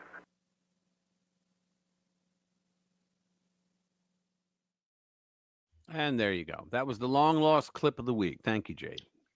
Wasn't that wonderful? So- Didn't that bring back some memories? Yes. The memories of me being a little kid going, why can't I watch cartoons? What are they doing on TV? I don't want to watch this. I guess we had a different upbringing. I was in grade school, and I remember they canceled classes for not Apollo 11. I think was in July that it ran. So that was so we weren't in school, but for the other missions, they would take us all out of class, bring us to our small auditorium, Right. and had TVs live streaming these launches, and yeah, we were right into it. Cool. I got into it later on in life, yeah, but at the time, well, on the one that went up, we were allowed to stay up late because we were allowed to watch it, and we had to act like we were enthusiastic about watching it. Here Oh, you go. Ludwig, you're a baby. Sheila's thanking you. Ludwig, he must be a baby. Yeah, me when we walked on the moon. Yeah, I was in grade school. Nice. Yeah, So Yeah, I was- I just thought that would bring back I was in kindergarten. memories. I thought that would bring back memories for people. I found that, and I said, yeah, I like that. Yeah. All right, let's move on. Move on. What are we doing? All right, we're gonna do. Yeah, this was Trump, man, and people say, he doesn't care about anybody. Where do you hear this? He gave a commencement speech, right? Oh, the So- Alabama? Yeah, he said, "You're not too young." Trump's 10 pieces of advice for the Alabama graduates, and I thought this was more worth listening to than any other of the politicians to go out there and do this. Right? So it says President Trump has 10 pieces of advice for 2025 college graduates who he said have a chance to be the greatest generation in the history of our country. Trump's speech at the University of Alabama was his first graduation address in his second term. He addressed a stadium of about 100,000. Can you imagine? Many donned MAGA hats and cheered uproariously throughout the speech. I want to know if Leanne went. At one point, chanting USA. Number one, you're not too young to succeed. First, if you're here today and you think you're too young to do something great, let me tell you that you are wrong, Trump said. You're not too young to have great success. Trump mentioned making his first big deal developing a hotel at only 28. Young people can do anything, he said. Two, love what you do. Our mothers taught us that. If you love what you do, you're not working a day in your life. The president encouraged young people to find something they love to dedicate their lives to. Right. It's like you never worked. You're doing what you love. It's like you're doing a hobby. That's me with programming, believe it, and doing this channel, right? Love doing this channel. It's like it's not work, but it is. Anyway, you have to find something that you love and you have to follow your own instincts and listen to your parents. They're very wise, but you have to follow your instincts and your heart, your soul, Trump said. And you want to be the very, very best you can be. Trump rarely sees somebody that's successful that doesn't love what he or she does. Treat every day like a home game against Auburn. And you hear the cheers. Fight like hell, right? All right. He said, I had a lot of different careers, but I loved real estate so much, and I was very successful in real estate because I loved it. 3, think big. This is true. Trump told graduates to think big about their futures. Quote, America doesn't aim small. Alabama doesn't aim small, and neither do you. So think, when possible, think big. Trump warned graduates against thinking small. You have to do something that you love. You will have all the same headaches and challenges, all the same delays and setbacks. You might as well do something that's just amazing. Is that not great advice, Jade? Is that not like really good at like that small things of wisdom right there? Number 4, work hard. Hard work is key to success, Trump said, adding that because he loves what he does, it's not so hard. You really have to work hard. And you're going to be successful because you have the talent to get into the school, he told the students. It's not easy to get into. It is even more difficult to get through. 5, don't lose your momentum. You have to know if you are losing, and you have to know when you are losing, the president said. And so maybe you stop, and maybe it's time to stop. Listen to the feedback, think through your plan very carefully, and keep moving fast. Be an outsider. Successful people can't be afraid to take risks and be an outsider, Trump said. If you wanted to change the world, you have to have the courage to be an outsider. That's what he is, right? In other words, you have to take certain risks to do things a little bit differently. Otherwise, if that weren't the case, everybody would be successful. It doesn't work that way. Progress never comes from those satisfied with the failures of a broken system. He's so right. It comes from those who want to fix the broken system. Those who make it to the top to break the system have to break the system. Number 7, he's the disruptor, the great disruptor. Number 7, trust your instincts. Trump has the greatest political instincts I've seen in decades in a politician. He just really does. Trump told Alabama graduation attendees to trust their instincts and use common sense. You can go very far in life with common sense. And I apply that to politics because some of these things, like they had open borders, that everybody in the world will flow into our country, Trump said. That's not common sense. They had for everybody. We ended that. See that there? Trump said allowing biological males to play women's sports is not common sense. Okay. We have to skip that one. Number 8, believe in the American dream. It's real and it's right there before you, the president said of the American dream. A banner on the stage read, The American Dream is back with the Alabama logo. The president then spoke to the power of positive thinking, quoting his former pastor, Norman Vincent Peale. 9, think of yourself as a winner. Trump warned against the victim mentality. He's so right, plaguing young people, because that's what our school teachers, that's what our politicians, the news media, that's what they all say. Oh, I'm a victim, therefore I'm going to get a piece of that pie of the government handout because I'm a victim. Doesn't work. Don't consider yourself a victim, he said. Consider yourself a winner. In recent years, too many of our young people have really been taught to think of themselves as victims and blame people and be angry. But in America, we reject that idea that anyone is a victim. Our heroes are the ones who take charge of their own destiny, make their own luck, and determine their own fate despite the odds. He's just so right. And see, guys, we were talking earlier about how Trump is trying to change the way things are done. That's a whole big part of it. He's trying to bring meritocracy back. You work hard at something, you'll get a reward for it eventually. But work hard. Don't say, well, I can't do it because nobody likes me because I'm X, Y, or Z, whatever. Number 10, never give up. Trump said never give up in his most important advice, adding that victory is right around the corner. Perseverance is everything. So no matter where you are in life, be optimistic. Oh, should we play this? Let's see. Let's just see if the Raging Cajun, because I heard some things about, where's the volume? Hold on. Where the hell is the volume? I don't see. Oh, there it is. All right, let's go back. I just want to. Every time I see him, I gotta hear. People say, "Well, should we really fight on this turf, or should we fight more on ordinary people?" And this we should fight on. You can't say, you can't pivot to an economic history. Wait a minute. This is why we think we're a country. And if they do this to him, it's an old saying. First they came for the, He's talking about Kilmar Abrego Garcia being deported. whatever, and whatever. And did you notice that though? Did you notice what he did? How he stumbled on his words right there? Do you know what the saying that he was trying to say? What's that? You know what actually the saying is? Hold on, let me go back. Whatever, and they came for me. Oh yeah, You know what? it was about when they came for the Jews, right? First they That's came. right. I And he didn't want to say that.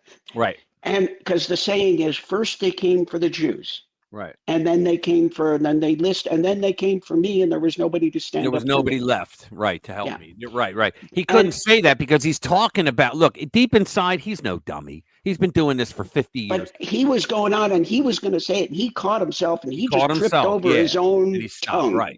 Right. He stopped because it finally hit him that if he said that, he would go down in history as the biggest buffoon because he would have been saying it, like in other words, well, the government came for a very innocent guy who happened to get pulled over with 10 people in a car. The car was owned that he was driving. The car was owned by a human trafficker. He was doing human trafficking. None of them had ID. He was on a suspended license, right? They caught him with drugs and they caught him with a wad of cash that could have choked a horse, right? In Tennessee, when they pulled him over. And- That's who he's supporting. Yeah, twice gone through an Beat his immigration court, and gone through an appeals court. Right. Under deportation order. But I just love the way he tripped over his words. Yeah. That he was on a run, and all of a sudden he realized he was getting himself into crap. Magneto. Now, the interesting thing, are you familiar, Rich, with the Asimov series? The what?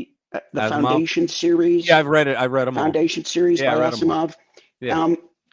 If anybody out there is familiar with the Foundation series, I didn't think it was very good. I did read all three books some time ago, but Yeah, I did 2 what years ago. really stuck me was the character known as the Mule.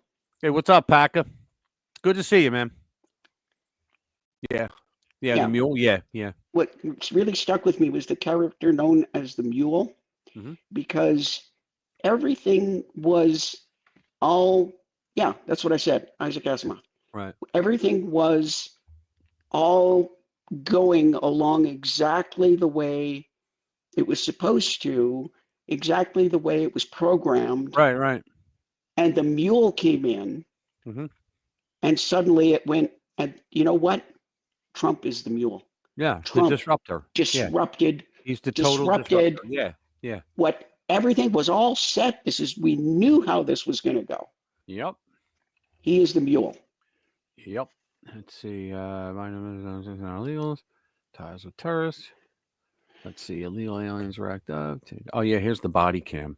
Speaking of him, this is hilarious. This one body cam destroys the Democrats on Garcia. As Tennessee body cam of Maryland man, they put that in because they're trying. He's a man from Maryland. No, he's a man from El Salvador who was in Maryland illegally. Maryland man traffic stop shows troopers' hands tied despite smuggling clues. You know why? Okay, so they pull him over. We can't watch the whole thing. It's like 12 minutes long. But they pull him over. He's got 10 guys in the car with him. And none of them have ID, right? The only thing they're supposedly going to work, right? In Missouri. They're from Maryland, but they're going to work in Missouri. And the only thing they have on them is a toothbrush, a comb, whatever you would have if you're traveling, right? That's it. They don't have bags. They got nothing, right? And they all listed the same address as their home address. And it was the same as Abrego Garcia. Right. They all listed that same address. Yeah, the same. Everybody had the same address. And you'll hear the state troopers is what we got going on here. He's doing human trafficking right now. They knew it. But what happened was they got a phone call from the feds saying, let him go. Let them go. That's what they got a phone call saying, let him go. And I don't think he did. Here we go. Hello, sir. How are you? Good, and I'm you? behind the wheel. All right. Everything good? You got a bunch of people here, don't Watch you? this. It's 1 for 6. Yes. Go back to work. Gotcha. Where are you working at? Where? Where? San Luis, Missouri. Missouri? Yes, sir. Missouri. Gotcha. Okay. But I'm from Maryland. Okay. Now the reason I stopped you, we was running 75 down through here. 75? Yeah. Of course, this is 65 through here. I know. I'm going to 70. Going 70? Yeah. He just told you he clocked you at 75. 70 or 65? It's 65. Oh, I can see it, sir. You got all your info? I see the order, the speed limit. I see the... Yeah, it jumps up and down. He's falling. Notice how the other illegal will not look at the top. Yeah, your driver's license, your registration, and your proof of insurance. Insurance? Oh my God. Okay, sure. The what? The problem with my license right now is suspended, right? It's suspended? Suspended because I have my Why are you driving? permanent employment. So, like 2 years experience. So I need. So right now I'm waiting the paper for migration. For I go to the MBA. So you know. Yeah, they had to block out one.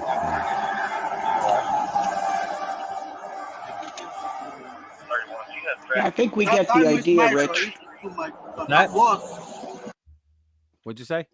I say I think we get the idea. I don't think we need to watch the whole thing. No, I wanted to play just a little bit more. Okay. Let's see if I can get to where they're talking. The colors. Yeah, I've never seen one with that many seats in it. The extra in. No, it's the same. There we go. You know what you got, right? There you go. You know what you got here, right? No. He's hauling these people for money, is what he's doing. But sometimes they commingle dope.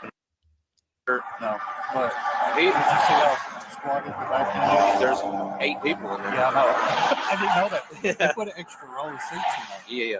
So he's getting paid to haul these people, probably to Maryland, I would say, if I had my guess. He said that. Yeah, exactly. So I wanted everybody to hear the cops knew what was going on. They knew it. Of course they knew what was going on. Yeah. On Crazy. that, you've got a story about the Abrego Garcia case keeps getting worse for Dems. You want to run that one now since you just ran the... Worse for them? Yeah, might as well. There we go.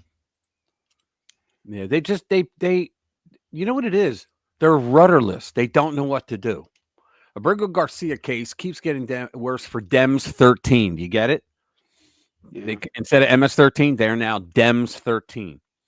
Reportedly, House Democrat caucus leader Hakeem Jeffries has quietly ordered his fellow Democrats to ixnay on the ipstray to El Salvador say. El Salvador say. Perhaps Jeffries belatedly figured out that turning an illegal alien with one restraining order for domestic violence and clear connections to criminal activity into a progressive martyr for open borders wasn't playing well. Or perhaps Jeffries got a sense that more shoes were about to drop. I love the picture. I love the picture. With that one there, yeah. I love the picture. Everybody noticed. Yeah, this is a show, man. Get the popcorn. Get the popcorn. This is like, they don't realize it. They just don't realize it. That's the stupidity of them. They don't understand. They just think. All right, Chris. Have a good night, man.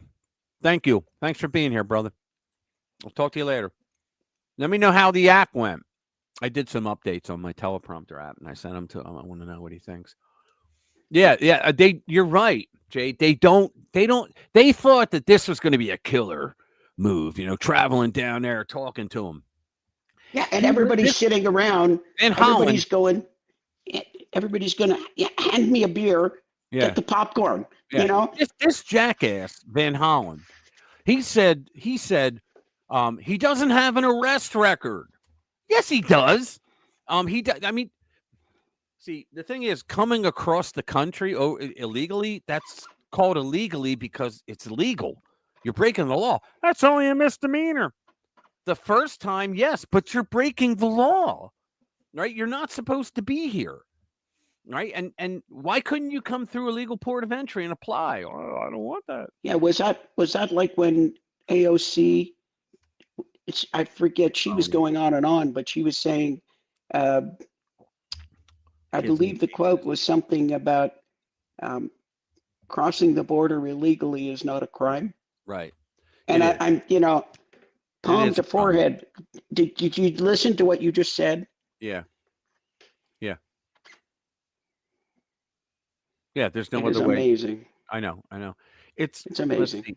He said that 2021. Okay, if it's the latter, then Jeffries got vindicated yesterday. It turns out that Kilmar Abrego Garcia's wife actually filed for 2 restraining orders against the deported, not just the one which the spouse now claims was a mistake.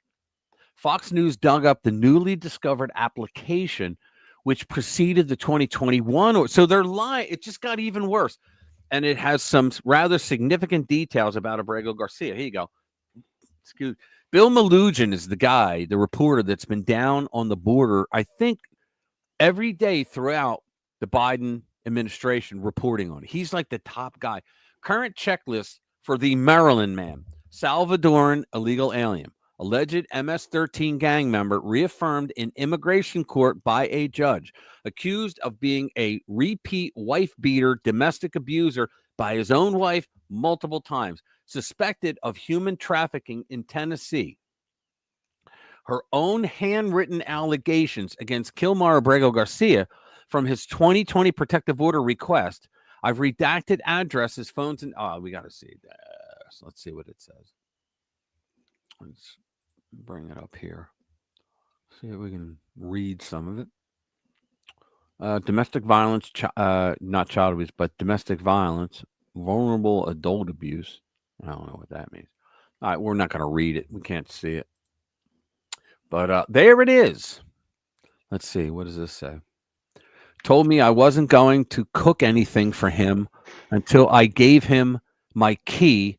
Then I said to go back to the basement, and he had locked 20 something kids in the room. Oh, wow. Something sleep. Let's see. A record that has told my ex-mother-in-law that he intends to kill me. Oh, boy. Well, there you go. He's just such a stand-up guy, right? What a stand-up guy. So it says on October 3rd, 2020, that her husband took her phone around 1 a.m. and in the morning he wanted to take my car, but I told him I was going to go out with my kids. And then he then got angry. I went upstairs to make food for my kids, but he turned off the stove. In addition, the form said Abrego Garcia had threatened her and wrote that she has a recording in which he told her ex-mother-in-law that even if he kills me, no one can do anything to him. Wow. Can you imagine living like that? So in other words, it's just more news that he's a big-time loser and the Democrat. Now, did you see that the Democrats are now pivoting to that other guy that just got let out on bail? They act like, oh, he won the case. No, they allowed him out on bail. He's the guy that was the Palestinian kid on campuses that was trying to get people to murder Jewish students. Like he was trying to rile them up so much that they would start murdering people. Let me see. Simon says, Dems were thinking that because they raised George Floyd to sainthood, that they could raise this guy to martyr status. You're absolutely right. That's what they thought. And they did it all for political reasons. I mean, think about it. When Trump talks about, like, did you hear him, Jade, during the week? At the beginning of the week, they played where he was giving a speech about how he got a lot of people out from Hamas, right? And he questioned them. He asked them certain things, and he was amazed at how they answered, right? But he said, and he was talking to parents that were in the room, and he goes, look, this is a president, right?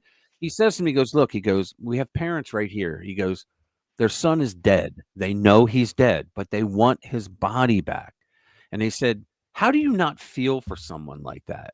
Yeah, I mean, Trump was talking like a real person to them, right? Joe Biden would have been, I don't know, what time is it? I want to get the hell out of here. Can I have some ice cream? Not lock on. Give me a handful of grapes. I mean, he's just a real guy who really cares about people. And you could tell by the way he was speaking with these parents. He said, don't worry, we're going to get him back. Don't worry. And he goes, you see that, guys? He goes, I'm saying we're going to get him back. He goes, the poor guy died, and then they said that some guys were there for like over a year in captivity, and they were kept in a giant pipe, but both ends were closed in this pipe. And they said you couldn't stand up, right? So the way you had to stretch your legs was lie down. And there was water in the pipe on the bottom of the pipe. So you had to lie down in water in order to a year. And they said that, he asked them, he said, is there at any time that any of your captors ever look down at you and say something like, look, you'll be all right? They said no. They said, in fact, every time they came and they were near us, they'd smack us in the face. Like if we looked up at them, they'd smack it, literally physically slap us in the face. Yes, water. Pam says I say the word water weirdly. And because she says water, and I said, well, you don't say give me a quarter. You say give me a quarter. These are the conversations we have. Anyway. Yeah, so let's. You know what I want to see? That Trump's order on sanctuary cities. There you go. Yeah, when they're in red or blue, it means something that really caught my eye. So let me pull that one up. Yeah, Trump's orders on sanctuary cities is a trap for Democrats. Let me increase the font here. There we go. I just love that. You ever see the one where he's walking down the street and he's in a getup like that, but his jacket is open and his tie is blowing from the wind, the red tie is blowing to the side, and they caught it as it's almost level, right? And it says, he's such a badass that even his tie gets out of the way. It was like the greatest meme ever. All right, here we go. Let's close this. All right. In a new executive order published yesterday, which was, what is this? I don't see. There it is, 29. Okay, so it was the 28th. Yeah. President Donald Trump placed a target on sanctuary cities, finally, and created yet another trap for his political foes. Let me start. I have not read this, but let me start off here. Sanctuary cities are a violation of federal law. The Constitution in Article 1, Section 8, which is known as the enumerated powers, one of those powers is that Congress has the power to create an uniform rule of naturalization. That means that the federal government is in charge of immigration, period. It doesn't say unless Donald Trump becomes president and you want to piss him off and climb that totem pole of Orange Man Bad Club. No, it doesn't say that. And so when you have a sanctuary city and you say that you're not going to, you're going to hide people from ICE, it's totally unconstitutional. You can't do that. This new proposal requires the federal government to create a list of sanctuary jurisdictions which refuse to cooperate with federal authorities on immigration law. It instructs various federal departments to defund sanctuary jurisdictions as much as they can under current law. Now, this means that judges are already writing up their orders to throw at him, right, to stop him. And you know what? I don't think he's going to listen. And also to establish policies which verify the legal status of those who receive federal benefits in sanctuary jurisdictions. There you go. Now, see, here's the thing. Every president throughout history, I think including George Washington, has used the threat of withdrawing money if you don't behave.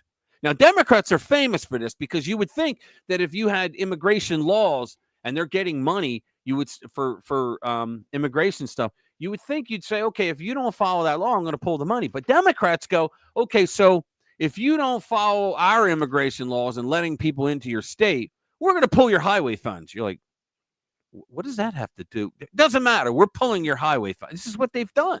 But now they'll say that he can't do this because they're breaking the law, is what they're doing. Go ahead. Yeah, and if you want to create a sanctuary city for a constitutionally protected right, yeah, like Missouri did, right? You want to see the Democrats howl at that one. Yeah. You know, you put up a right that says bark at the moon. Yeah. Yeah, they you know they scream and yell, and somehow the sanctuary cities for someone who is breaking the law is okay, but sanctuary city for a constitutionally settled, constitutionally Right. enumerated. Oh right. yeah, it's an enumerated power. It's one of the 18 powers. And that is somehow not right. Right. You know, it's Well, because Clown they're World. I mean, crazy. Look, they're it's upside crazy. down. How They're insane. That's yeah, what it is. Let me explain what he's doing. Here we go. He says, what's more, this executive order telegraphs that the Trump administration may escalate its legal battles. Get this. It says that state and local officials are engaged in lawless insurrection when they refuse to cooperate with federal immigration efforts. And people go, well, the states don't have to cooperate. Oh, yes, they do. Because when you become a state, you have to accept the fact that there are 18 enumerated powers, and now we have, 22 amendments? 23? I can't remember. 27. 27, thank you. Yeah, because the 25th are always blaming, they're always accusing him of. But 27, right? So it's the 18 powers plus the 27, okay? I think some of them were like prohibition, it was rejecting it. Anyway, but that's it. And you have to. You say, yeah, we acquiesce, and that's where the supremacy clause comes from. The supremacy clause is they always lie about that too. The supremacy clause, well, the Democrats would have you believe, well, any federal law is supreme over state law. No, that's not at all what it means. It means that if a federal law is passed and it is one of the enumerated powers, okay, not just any old law, because they're not allowed to pass just any old law, but they do every day. But if it's one of the enumerated powers, no. If you can't, like, for example, a state can't make a law that says we're going to coin our own money. No, you can't. All right. A state can't create its own immigration laws, but there is part of the immigration is that if a state is under invasion, they may protect their borders, which is how Greg Abbott, the governor of Texas, which is how he was able to do certain things, but the Biden administration was knocking them down. Everything they did, they were wiping it away and saying, no, you can't do that. Well, yeah, they could, because he was doing nothing about the invasion. Yeah, it's funny how they really like federal power when they're in power. When they have it, right. The fingerprints of arch border hawk Stephen Miller can be seen in this take no prisoners approach to immigration enforcement. Trump's handling of immigration, especially border security, remains one of the strongest areas when measured by public opinion polls. So this new executive order, is a way to help shift the policy conversation on to favored terrain. In raising the salience of sanctuary cities, the executive order also casts a spotlight on the internal tensions of the Democratic coalition. Perhaps MAGA's main critique of the progressive stance on immigration is that these progressives are more committed to the vision of open borders than the well-being of their fellow Americans. Abso-frickin-lutely. And I submit to you, that's why Biden lost so badly. Because in all those sanctuary cities, Chicago and New York being the worst, because they had an actual uprising. Not a riot, but people came out and got in the face of their politicians saying, when are you going to stop this? Right? Because the dumbest thing they did was dumped tens of thousands of illegals, Biden's illegals, into those cities. Because then think about it. They took up all the hotels, right? Screwed business people. You know, the hotels were happy, I guess, for the money, but the destruction done to because they're animals. A lot of them were. But yeah, I mean, we read reports on it. They trashed the rooms, set fires, all kinds of crap. Doing drugs out of there. Look at how mayor of New York is handling it. He's kind of cuddled up to Trump, basically. Yeah, he has. He really has. But the fact is that the Democrats, they set themselves up for failure. They really did. So the border crisis, which sullied the Biden years, helped push more working class voters into the Republican column. Now, remember, this doesn't mean that they love the Republican Party. No, they love the idea of Trump and what he's going to do for them. And so far, I don't see the Republicans doing anything so far that's going to say, hey, we're with him, so love us too. No, they're not doing it. And it's because there's just too many rhinos in the part. There's just too many rhinos. They're just like Democrats. They don't care about you. That's the point. I mean, Dan Bongino had said on his podcast and his radio show all the time, he said, look, he goes, don't fall for the personality of certain politicians. He goes, I can tell you right now, no matter what party they are, they hate you. They hate your guts because you're a pain to them. He said they hate you. He goes, only vote for results. And he always made a joke. Hey, look, he wears a cowboy hat. He's a great guy. Vote for him. He goes, no, don't vote for him. Vote for the results of what he's going to do. And that's exactly right. Well, the Democrats screwed up there. They showed that they cared more about the illegals coming in and being potential unregistered Democrats, and the fact that they were going to help them bring power back by the next census by having more people get your Congress seat back, get your elector back, right? Grants from the federal government, all that crap. That's what they were working on. And the people, like I heard guys in Chicago on the street saying, look, man, we're the ones that pay the taxes for all the things that they're now taking up. Like all the resources that the illegals were taking up, and Biden didn't care. Personally, I don't know if Biden knew it at this point. We got another one we're doing. I think I'll do the one that Steve had where they came out with yet another study on the auto pen. Where do you hear this? So in the executive order, the Trump administration has a target tailor-made for populist plaudits. That's a good word. Not illegal immigrants themselves, but progressive elites who have tried to create zones of non-enforcement on immigration law. Democratic elected officials resisting federal immigration law are less likely to inspire sympathy than some deported migrants do. The order also calls out states that provide in-state tuition. I know, like your tax dollars are going to pay for legal immigrants to go to school. Well, they're arguing, well, don't you want them to be educated so they can get a job? No, I want them to get educated in their own home country. That's what I want. I don't want them here. And you know what? You're not a racist to say that. Because I'll tell you what, I know every MAGA person thinks if they came through a legal port of entry and they were serious about becoming a citizen and they could take care of themselves when they came here, and they're going to go through all the motions and go through the courts and all that crap. Open arms, baby. You and I know it. Open arms. We love immigration. It's the illegal immigration we can't stand. And everybody knows it, but nobody wants to say it on the left. Trump's well-honed ability to provoke his opponents, we all love that, has been essential for his political success. And this new gambit on sanctuary cities is a fluttering red cape for progressives. The identity politics activist base continues to loathe immigration enforcement and remains skeptical about limits on newcomers, in part because of their party's political vulnerability on the issue. Some Democrats would like to moderate on immigration. That's going to get you thrown out. Earlier this year, a splinter faction of Democrats voted for the Lake and Riley Act, requiring illegal immigrants arrested for certain crimes to be detained. Now, can you imagine? They had to put into that law that if you're an illegal and you committed a crime, you have to be detained. They needed a new law for that? Yeah, why That's would amazing. you not be detained? Exactly. You know why? Because of all this crap when you had the Soros prosecutors that were saying we're not going to have bail, so you don't detain them.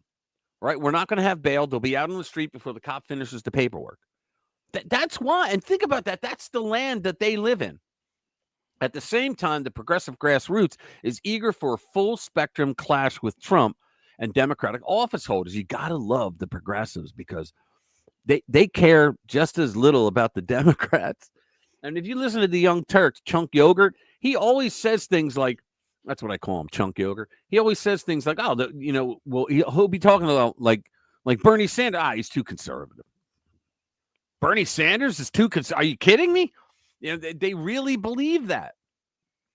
So basically, what Trump is doing is he's setting them up again. Within the Democratic upper echelons, the incentives for charging at this red cape are great indeed. But that process-oriented argument about how states and cities should be free to resist federal immigration efforts is precisely the battle Trump wants. Yes, because they'll lose.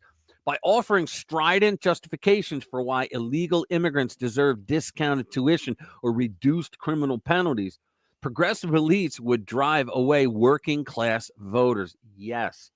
In the escalatory spiral of contemporary American politics, immigration has become a central battlefield. To this day, I keep saying that immigration was the number one reason people voted for Trump in 2016. It was, according to every poll, it was immigration because people were just sick to death of it. What was going on? Yeah, I call him Chunk Yogurt. What's his name? Cenk Uygur? I call him Chunk Yogurt. Uyghur or Uyghur? Cenk Uyghur? Yeah, Cenk Uygur. I think it is. Or is it Uyghur? Yeah, I don't know. Yo play journalist. Good one, Special K. Yo play journalist. I like that. That was good. But, yeah. See, you guys think so they needed a special law for this? I mean, I'm telling you, man. Oh, here's the fun one. All right. You guys remember who Hank Johnson is, right? Hank Johnson, remind me. Georgia? I don't know. All right, he's the one that worried about if we put too many military troops on the island of Guam, it would tip over. Oh, is that the one? That's the one. No wonder I don't know his name. Yeah, he's the idiot. All right. So it has here. Wait to hear how they write it. Verified genius, Representative Hank Johnson has thoughts about Latinos at Home Depot. Please enjoy. Wait till you see this. Let me. Yeah, they got the video. Oh, this is great. He's a legend. There's no two ways about the fact that whenever he leaves office, Representative Hank Johnson will leave behind a legacy of one of America's greatest legislators, representing Georgia's 4th congressional district. And you got to wonder, what in God's name are they thinking when they keep reelecting this guy? He may be unassuming at first, but behind the facade of just another unassuming man in a suit walking the streets of D.C. lies a dizzying intellect and one of the most articulate minds ever to appear. It's opposite day, right? So here we go. Let's just play this. Let me get. It's just unreal with this loser. You know, first. Hold on. I'm gonna largen it. There we go. So there we go. You know, first they came for Latinos outside of the Home Depots, trying to get work. Even Swalwell's rolling his eyes. Their families. And I didn't say anything. He's like, I got to get out of here because I'm not a Latino at the Home Depot. Then they were just talking about this, Jay. Came for the Hispanic-looking folks. Look at her, the girl. She's like, oh my God, he's actually doing tattoos. It. And they deported them to El Salvador. And I didn't say anything about that because I don't wear my hair backward. And I don't have any tattoos, and I don't look like a Latino. You guys are the best. Then they came for the Latinas. Look at her at home, taking care of the children. Scooped up the Latinas Look at this. And the children, some of whom were American citizens. No, they weren't. One of whom was receiving treatment for cancer. They swept them up. No, they didn't, because he's such a liar. They're all lying about this. The mother said, no, I'd rather take my children home with me. Took them off and deported them. No, they deported. And I didn't say anything about it because I'm not a Latina. No, because you don't have a brain. I'm not a little child who's an American citizen. And you know what? Marco Rubio pointed out that he said, we told them that you can take the children with you, or if they have a father who's American, they can stay here. They gave them the option. She said, I'd rather take them the choice. Yeah, they offer them a choice. But I mean, see, under Democrats, they would say, oh, well, We have an illegal. We can't deport her. She has to take care of the children. Like she can't take care of the children in her home country. That's the stupidity Yeah. of these people. I am like over the top tired of this anchor baby argument. Oh, I you am can't too. deport me because my baby was here. Well, It's unbelievable. And that anchor baby, we I don't even want to get into that. Then they we came back for the we sure friggin' can, and let's hope that Supreme Court makes the right decision. It's hopefully going to get to them. Oh, it is. They said they will hear. They said they will hear oral arguments. Yeah, let's hope they're going to make the right decision. You and I think it's how it's presented to them. If it's presented to them like, look, we know that subject to the jurisdiction thereof is the whole kit and caboodle here. And we know that Senator Howard, how I remember his name is beyond me, but we know that Senator Howard, who introduced the 14th Amendment, said in the well of the Senate that this does not mean that foreigners can have a child here and the child becomes a citizen. He said it. So and you yet present that's it that how way it's to the court. Only the 3 Nimrods on the court will vote. Yeah, that way. Yeah, I can only hope because it has been. I mean, the interpretation has been twisted. It's horrific. Yeah, I know. And it's one of those where, well, it's been that way for so long, it still doesn't make it legal. It doesn't. But you can't explain that to them. Let's get through. They came back for the students studying on the college campuses. Guys, he thinks he's using mellifluous tones. He thinks this is going to be remembered. They may even issue a coin with his face on it. He thinks this is like the greatest thing that he could possibly, that anyone ever thought of. Are people like abandoning being around him? People were leaving. Did you see that? The girl has to stay because she's obviously his assistant. But did you see how she is so trying to not smirk or laugh? Yeah, there was a guy beside him, and he took off. That was Swalwell. That was Eric Swalwell. Was that Swalwell? That was Swalwell. And then, he rolled his eyes once, and he went. He just shook his head like a little, tiniest bit. It was perceptive though, and he just said, "I'm getting out of here," and he left. And then the people behind, they got up and left too. I don't want any of this to rub off on me. That's what they do. Here we go. Who were here on student visas. They sent jackbooted thugs. No, they didn't. They sent people who said, you know what? You overstayed your welcome by 6 years. Wearing masks to pick them up. Wrong. Another Take lie. them thousands of miles away and put them in a private for-profit detention center where they languish at taxpayer expense. But you said nothing about the 11 to 20 million who were lavishing at taxpayer expense with a Biden phone, a hotel room, food, clothing, and a bag of goodies. And I didn't say anything about it because I'm not a student on a foreign visa. And then they came and arrested a white female judge, a state court judge, presiding over her courtroom and the litigants therein, managing the affairs of her court. No, she helped an illegal alien avoid ICE arrest. That's what she did. It's a federal law that you can't do that. She broke the law. She got arrested. And they came and arrested her and perp walked her. So in other words, he wants you to believe, Jade, holy mackerel, this bonehead, this Guam idiot, they want you to believe that she was just, slamming the gavel in the next case, and whoa, what do you bring on? Come on. Listen, when even CNN admitted that she was in deep doo-doo, I mean, when you lose CNN, right? Jail. Yeah. And I didn't say anything then because I wasn't a judge. I'm not a judge, a white female judge, state court. Notice how he has to say white.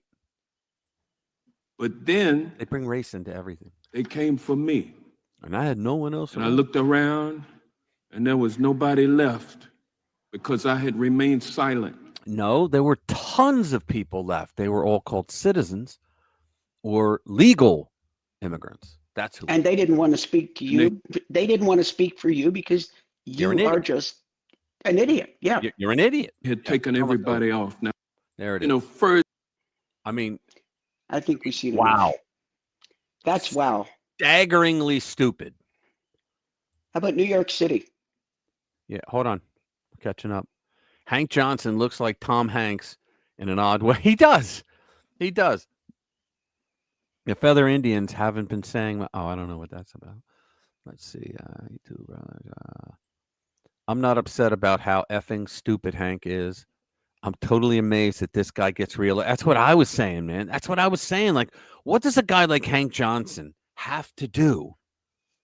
Right? Like, what does he have to do to get kicked out of Congress? Seriously. Seriously, what do guys like Hank Johnson have to do? Hang on, I'm gonna find. You know, you start wondering if he was caught in flagrant delicto with a 12-year-old in a public restroom. Oh, yeah. You know. Well, if he murdered someone, they say, you got to die sometime. Yeah.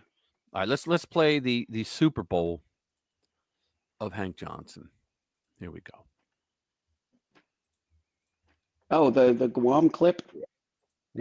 island that at its These poor military guys are like, we have to level answer is this what, question. 12 miles from shore to shore, and at its smallest level or smallest location, it's 7 miles Listen to this. between For those of you that haven't one seen it. shore and the other.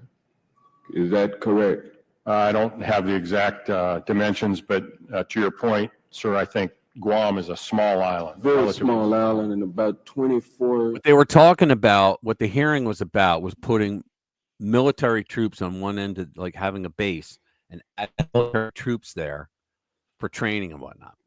Miles, if I recall, long. It's 209 square So miles. 24 miles long, about 7 miles wide at the least widest place on the island, and about 12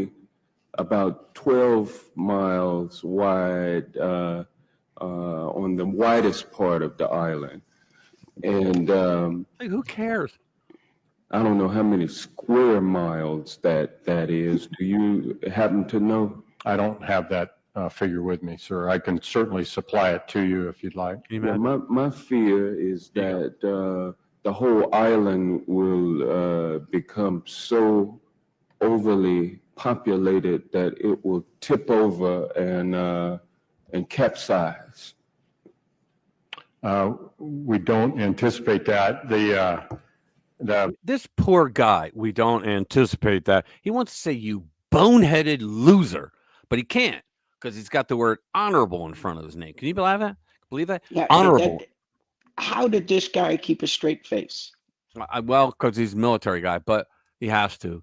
But I mean, think about that. And later on, when he caught so much hell because he said it during the YouTube age. Okay, yeah. YouTube was out, right, when it happened. It was a thing. He came back later, like a year later, and said, "Oh, come on, it was a joke." Does anybody watching this think he was joking? Guam population, I think, currently about 175,000, and again, with 8,000 Marines and their families, it's an addition of about 25,000 more into the population. This poor guy had to show deference to him. Yeah, it just, oh my goodness. It's kind of pathetic. I mean, when God was giving out brains, he was standing in line holding a thimble. He was. I know. Crazy, man.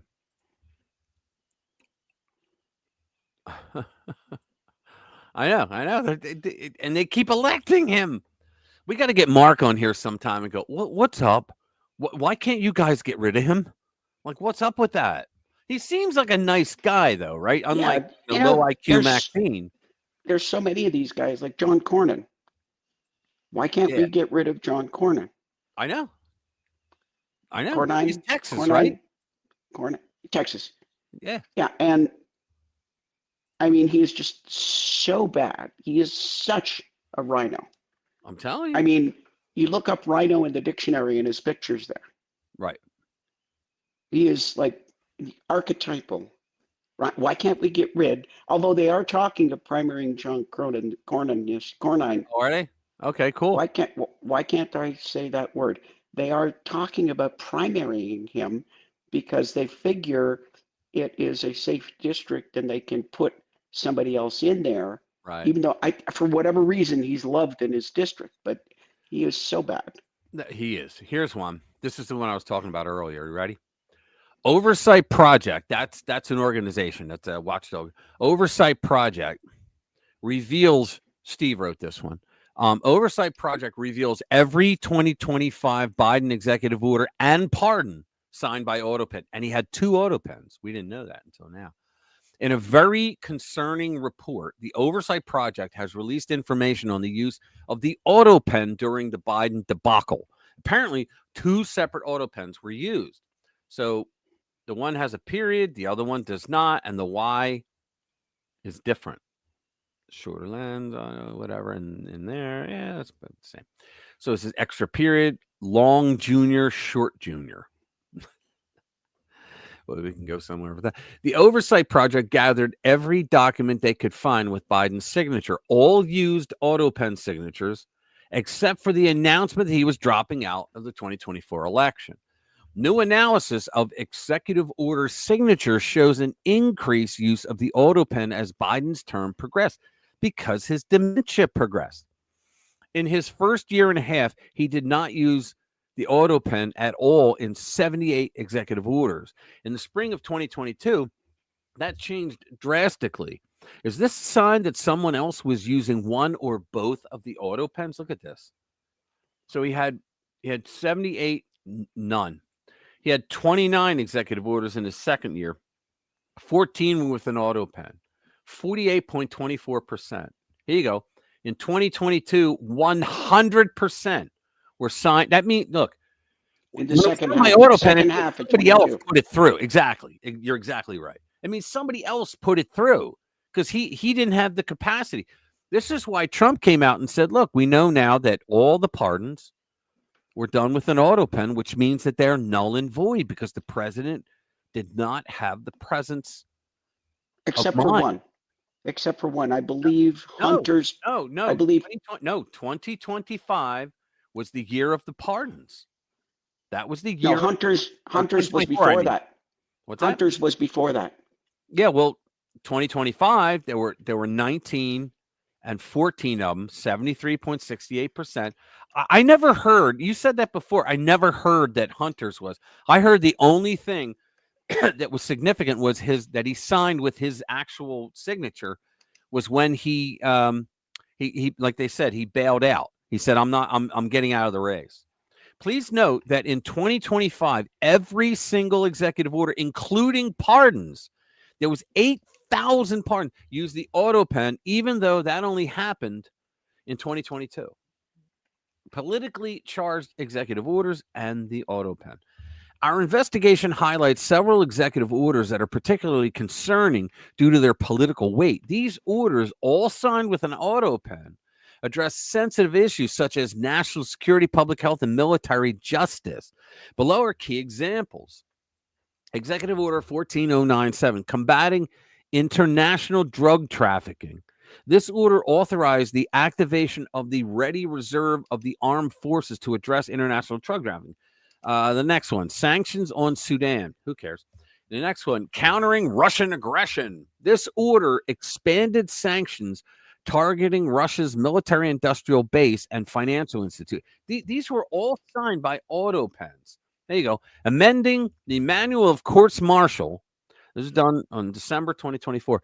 This order updated the Manual for Courts Martial to align with legislative changes, including randomized selection of court-martial members.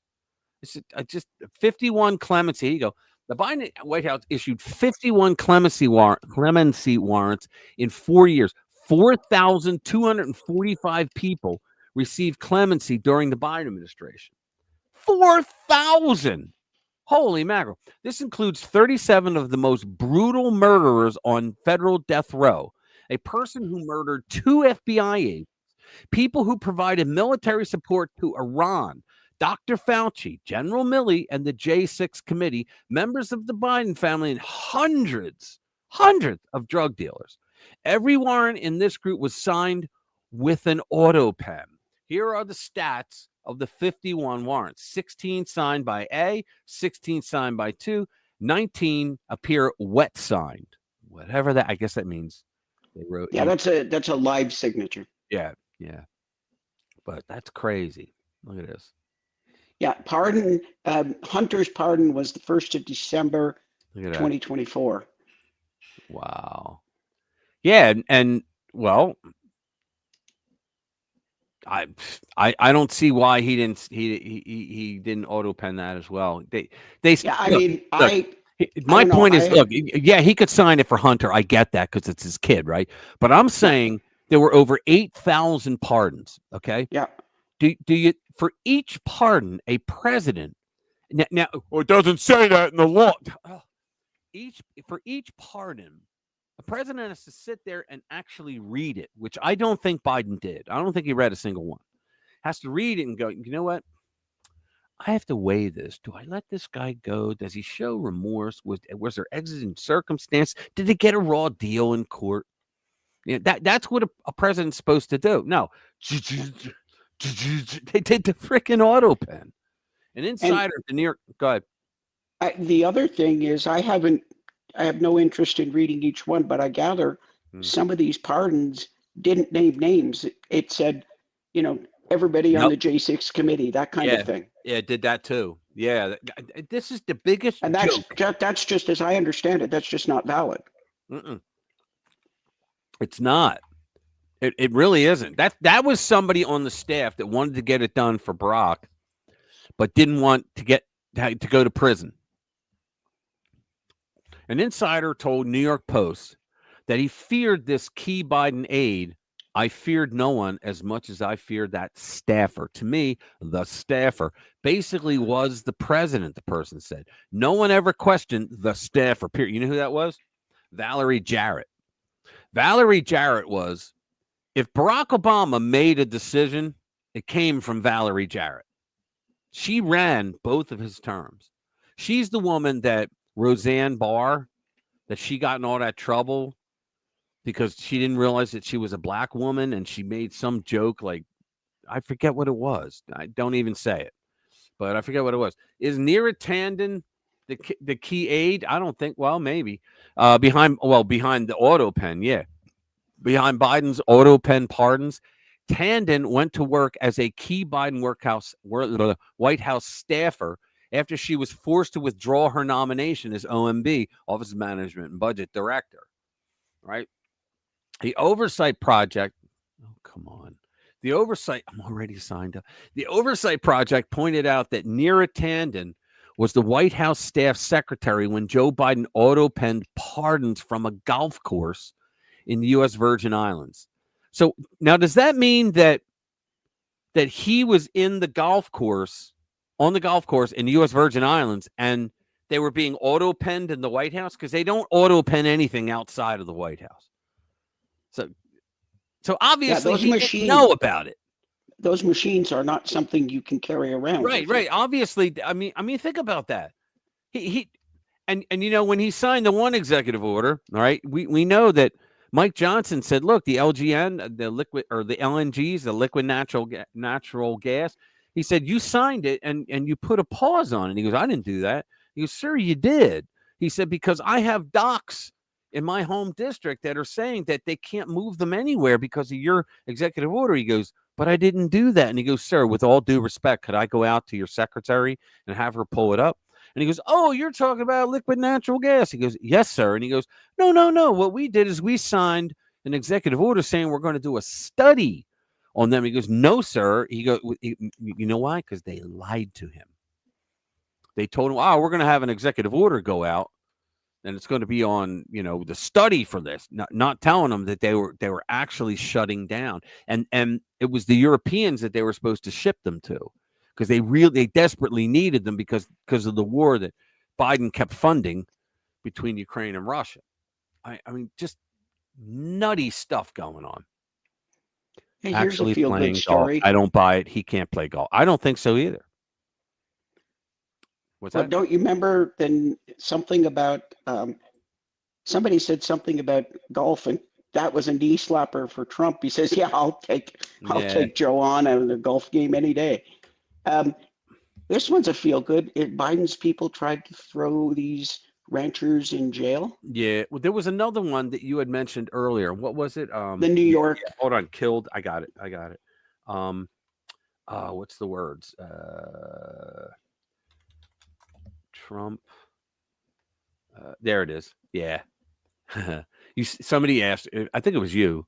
What did the Kremlin think about the minerals deal? Oh, here it is. Kremlin reacts to minerals deal signing. Trump has broken the Zelensky regime. That was their response. The Kremlin has said that what the newly signed minerals deal between Ukraine and Washington does is effectively force Kyiv to pay for all future military aid. That's not true, by the way. Trump has broken the Kiev regime to the point where they will have to pay for U.S. aid with mineral resources. Medvedev, who's their president, former president and current deputy chairman of Russia's Security Council, stated on now they will have to pay for military supplies with the national wealth of a disappearing country. So what? They have to pay them some way. All these the European countries that gave money to them, they were loans. Biden said, "Oh no, you don't have to pay us back." Excuse me? Did anybody vote for that? But we had to borrow the money to give it. Yeah. And did anybody vote for that, Joe? No. Oh, I refer to the Biden years as the era of discontinuity. That's what I think it was. It's held high. Okay. Let's see. Yeah, Biden's what was the other one you wanted? I'm sorry. What did you say? Biden's people tried to throw these ranchers in jail. I got to hear that one. Yeah. Well, the Obama people threw those ranchers in jail. Yeah. Remember that? Yep. Yeah. Hang on. Let me bring it up. But this one, it sounds like this one has a happy ending. It's not to be. Yeah, it's not to be. Biden's people tried to throw these ranchers in jail for a fence built by their families a century ago. The Trump admin just dropped the charges. Nice. Charles and Heather Maud are fifth-generation ranchers in South Dakota, whom the Biden administration was hoping to put in prison for up to 10 years, but the Trump administration dropped the charges, as they should have. Right? Here, let's see what she says. What she's saying here.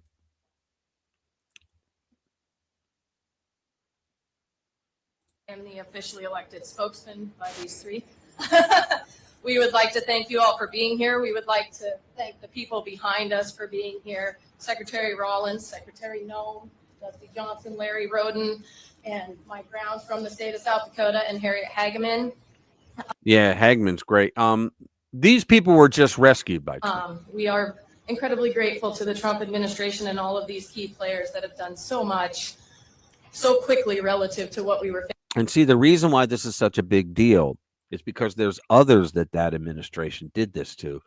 And also it now sets a precedence that we have a president that said, no, throw this out, which means the DOJ should never charge another family of ranchers for something this absurd. Facing before to get us where we are today. And I would just like to take a moment to briefly reiterate a bit of what Brooke said.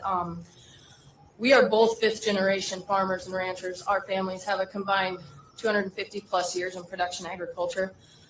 We paused briefly in that pursuit in our grandfather's generation when both of my grandfathers fought in World War II, and Charles's great grandmother is a 4-star war mom, meaning that 4 of her sons went to war and all 4 went home. But before and after fighting for the freedoms of this nation, we have pursued our primary passion that led Charles and I to find each other, which is production agriculture. And when this hit, it hit at the heart and soul of our place that has been in Charles' family since 1910. They came to the area in 1907 and purchased the adjoining property in 1910 and have managed it without issue and with great care since. And when this unnecessary grievance came to our family, we knew that we were innocent of any wrongdoing, and we sought to find a resolution, and that was not forthcoming from the other side. So again, I'm going to. Yeah, because they're nuts. Yeah. You know what I say to that? Yeah. How do you say it? Noise? Yeah, noise. Noise.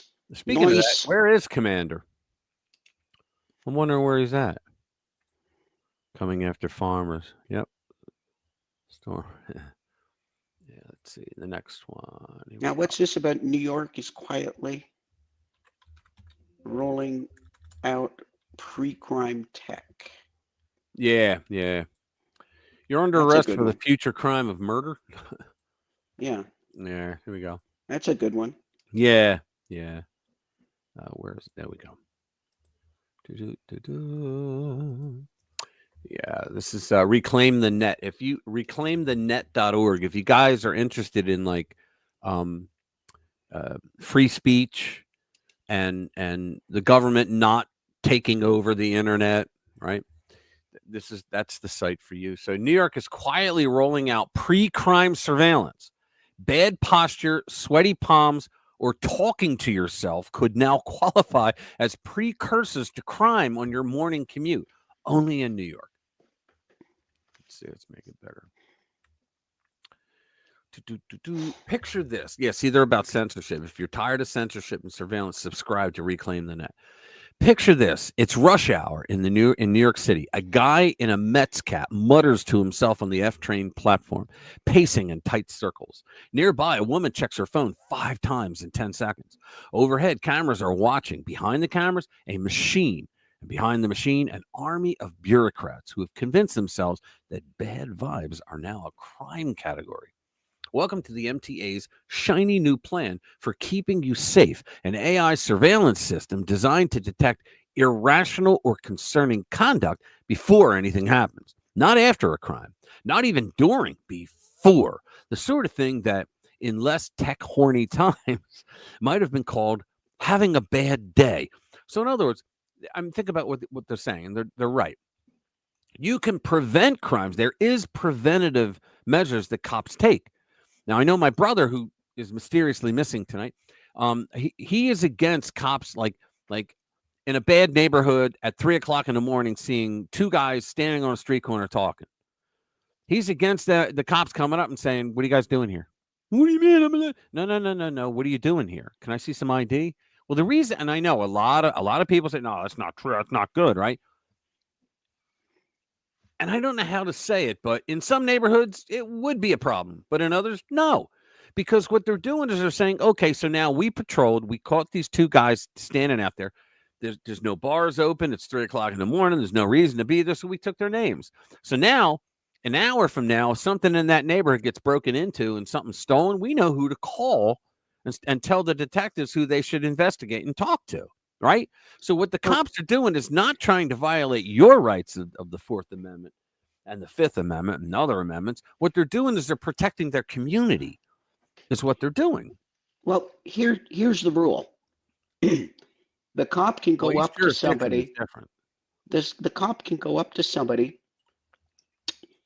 and talk to them. There is no rule about a cop coming up and talking to somebody. It's like they can do anything a normal person could do. They can't break into your house, but they are perfectly welcome and allowed to walk up your walk to your front door and knock on your door. Yep. And there's nothing that can, and yes, there was a movie about that, and it was called. Began with a V. Vanilla Sky? No. It was a future. Oh, I forget. It was called. No, not Patriot Games. I'll think of it. Somebody out there probably knows. But yeah, it was Tom Cruise. It's called Minority Report. Minority Report. That's the one. Yeah. But a cop can walk up your walk and knock on your front door. They can't break the door down, but they can knock on your front door. They can even, when you answer the door, they can ask to come in. And there's nothing against any of that. It if they ask you for your ID when they walk up to you, that brings it to a different level, and you start to get into, the old Terry stops that they used to Look, do. we don't have to go through all that. I understand that, okay, and I covered that in school. But what I'm saying But is that when you get down to being brass monitored tacks, by cameras. what Yeah. I'm saying is when you get down to brass tacks, there's a fine line between the cops being able to rouse somebody because they're a known criminal. I mean, the cops know all the criminals in the neighborhood. They've arrested them multiple times. So when you're trying to protect the community, so you're either going to protect the community or you're going to protect the criminal who is attacking the community. This is why I would never be a cop today. So Pam said, she said something. So was it tomorrow's my birthday, and that's what she wanted to tell everybody. So thank you, Pam. I missed it. Apparently I missed it. Mine was last month. You missed it. Yeah. No, I said happy birthday to you. Did you? Yeah, I did. Did I tell you it was my birthday? Yes. Yes, you did. You said, did you get me anything? And I said, what, are you kidding me? No, that never happened. That part's a lie, guys. That never happened. I don't know. I don't think I said it on open mic. No, I might have told you before the show. It was you and me behind it. We were in the studio afterwards. Yeah. There you it go. was last month anyway. Welcome to the MT. Oh, we already read that part. The chief security officer, Michael Kemper, the man standing between us and a future where talking to yourself means a visit from the NYPD, is calling it predictive prevention. AI is the future. Leave it to the left, and they are lefties because they're in New York. Leave it to the left to turn AI dark and evil. AI is the future, he assured the safety committee. So far, the MTA insists this isn't about watching you per se. It's about watching you per se. That's how they'll do it now. It's watching your behavior. So they're watching you per se. Aaron Donovan, MTA spokesperson, and professional splitter of hairs, that's great, clarified, quote, the technology being explored by the MTA is designed to identify behaviors, not people. Oh, my goodness. Don't worry about facial recognition, they say. That's off the table for now. Just ignore the dozens of vendors currently salivating over multi-million-dollar public contracts to install emotion detection software that's about as accurate as your aunt's horoscope app. The governor's favorite security blanket. Yeah, she's a piece of work. This push didn't hatch in a vacuum. It's part of Governor Kathy Hochul's continuing love affair with surveillance. Since taking office, she's gone full Minority Report. There it is. We would have gotten it no matter what. Full Minority Report on the MTA, installing cameras on every platform and train car. Now, the reason she has to do that is because they defunded the police in the MTA, right?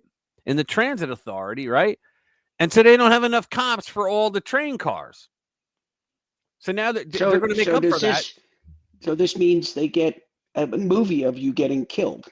Yes, exactly. They get a film. They get a film of you getting killed. Right. Kemper reports about 40% of platform cams are monitored in real time. That means 60% are not. An achievement is your goal. An achievement if your goal is to recreate 1984 as a regional transit initiative. But that's not enough. Now they're coming for conductor cabs too, because apparently the guy driving the train might be plotting something. This was written by AI. The justification, public safety, of course, that reliable blank check for every civil liberties withdrawal. The algorithm will see you now. The algorithm will see you now. That's great. Hold on.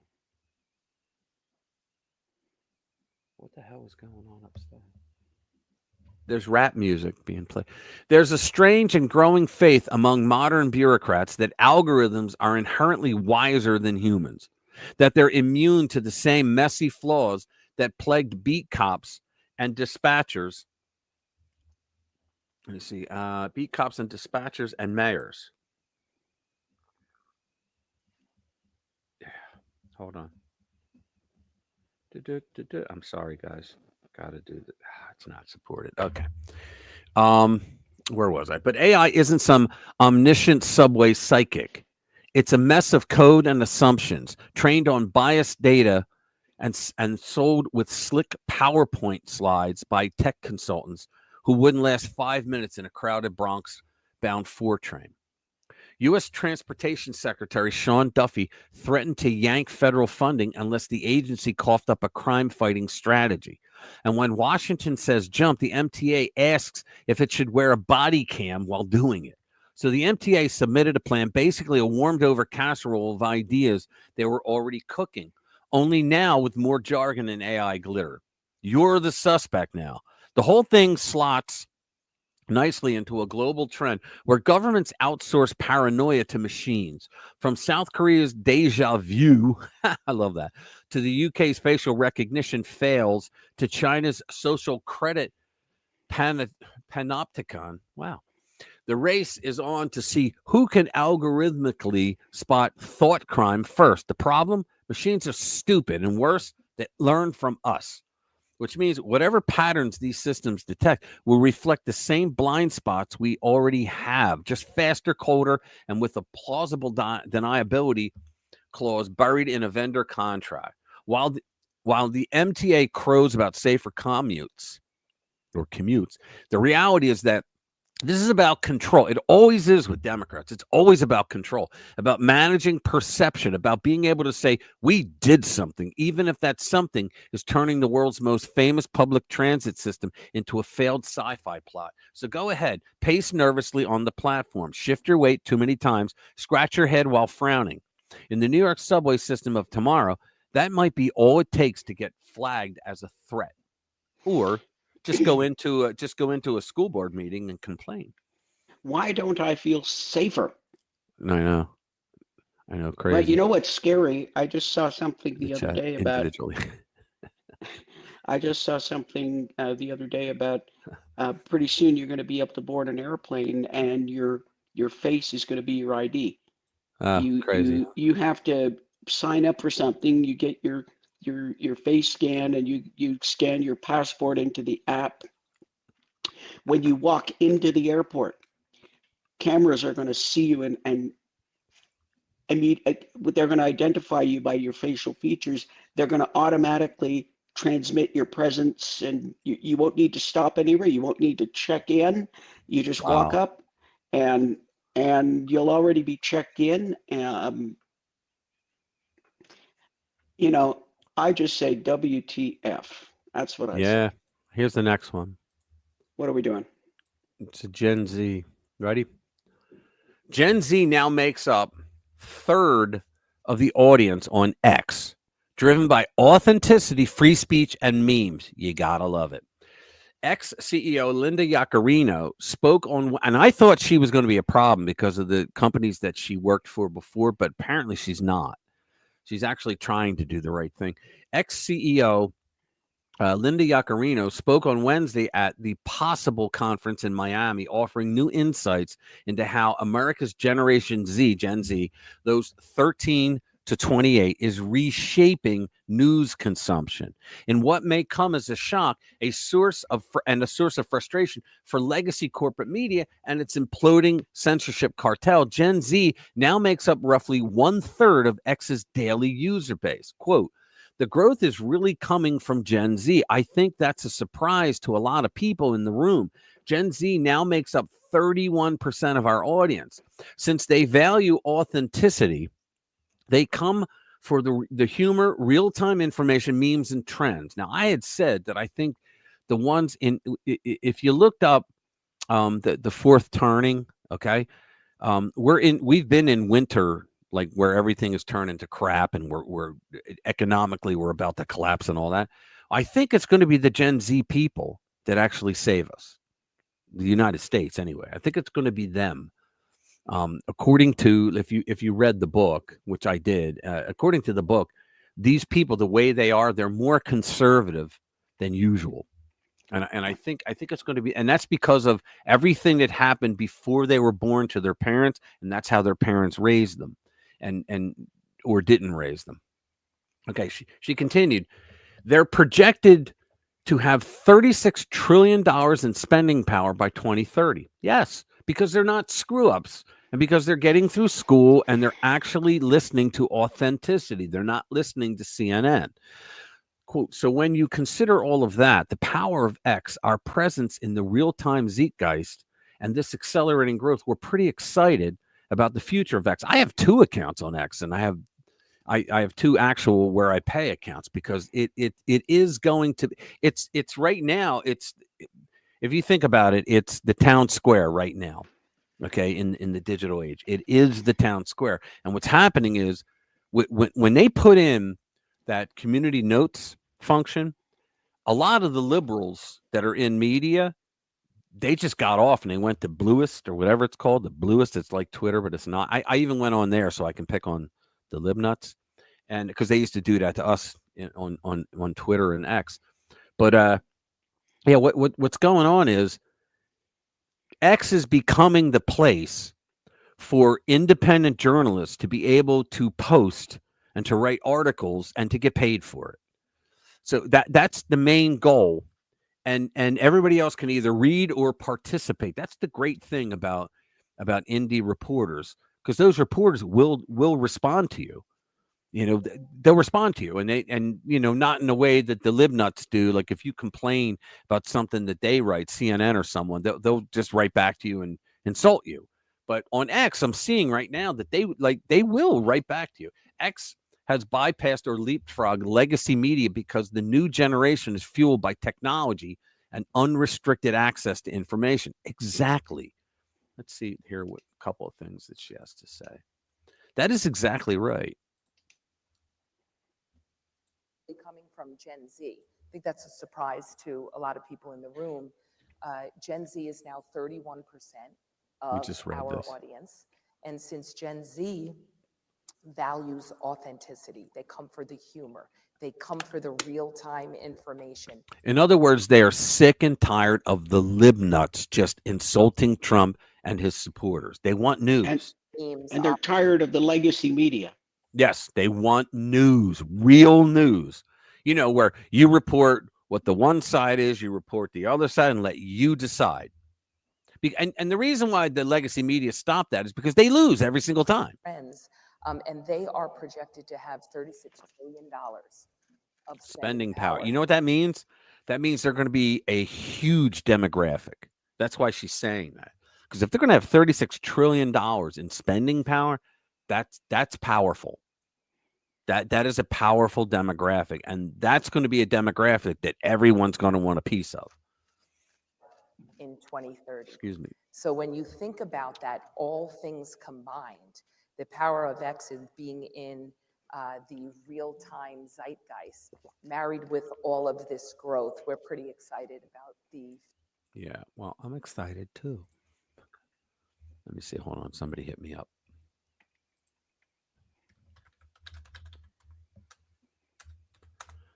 Okay.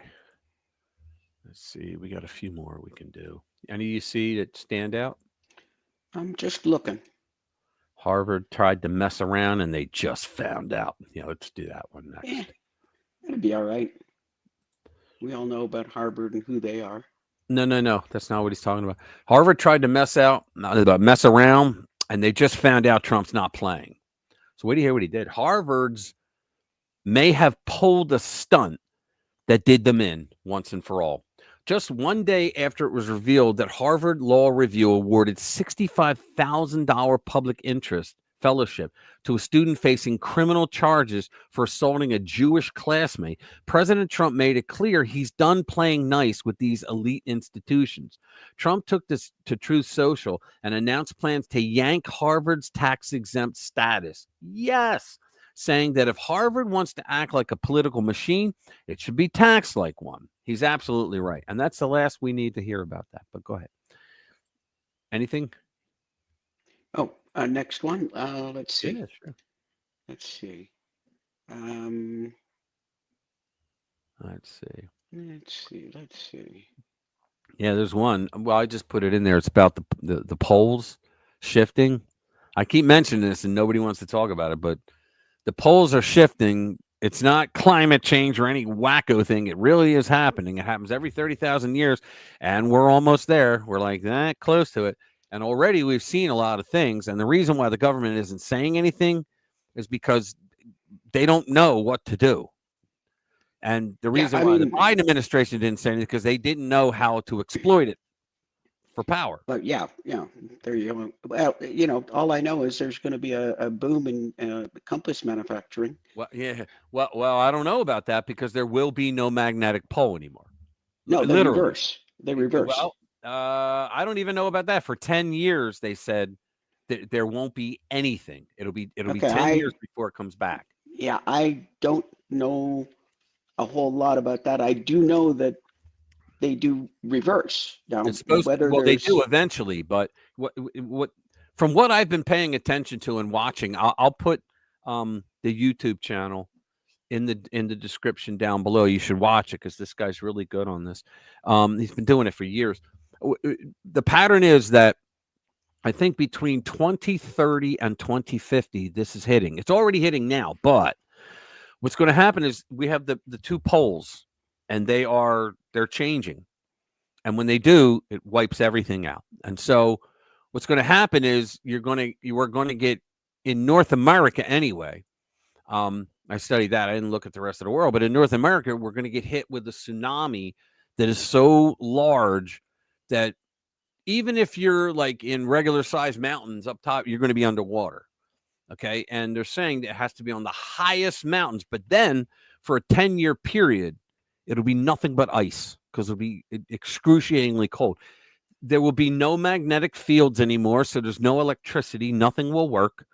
And if you survive that 10 years, then you're really screwed because after that, the world starts shifting. And they're saying by the end of it, China will be up in the Antarctic, good for them, and that we, North America, will be closer to the equator, good for us, right? But still, I don't think anybody, and this guy gets into what's going to happen to animals and everything.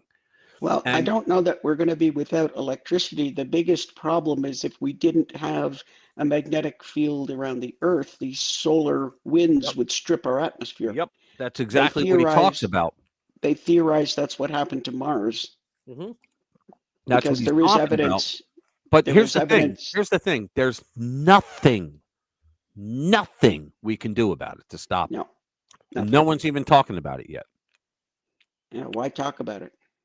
Yeah, but there's nothing we can do. And it's not like, well, Americans got to stop having a good time or the poll changes will kill us all.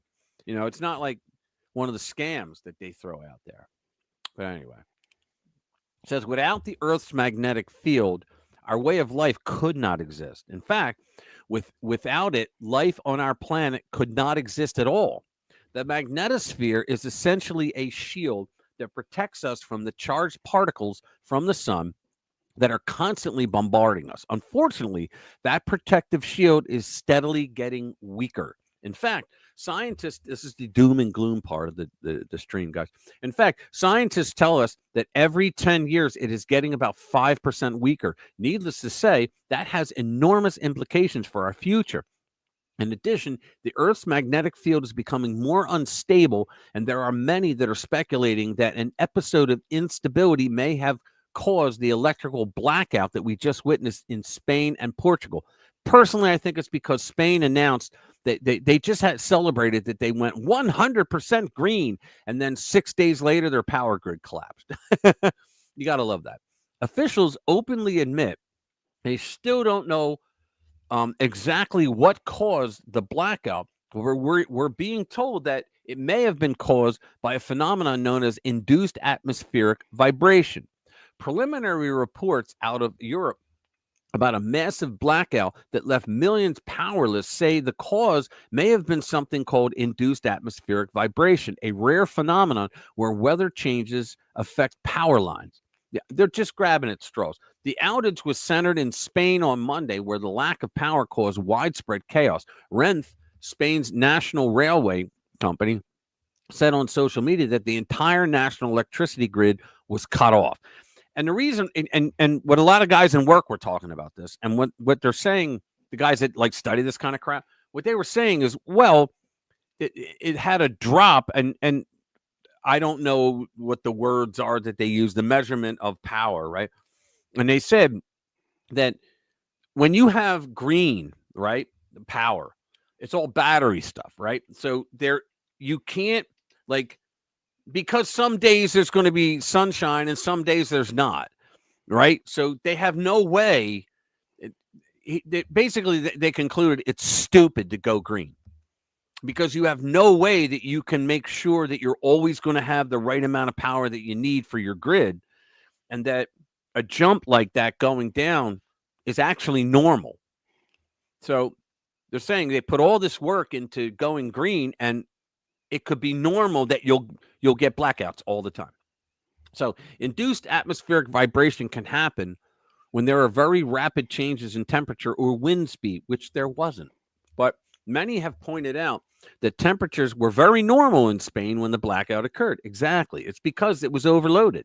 So there's a lot of skepticism about the narrative that we're being given.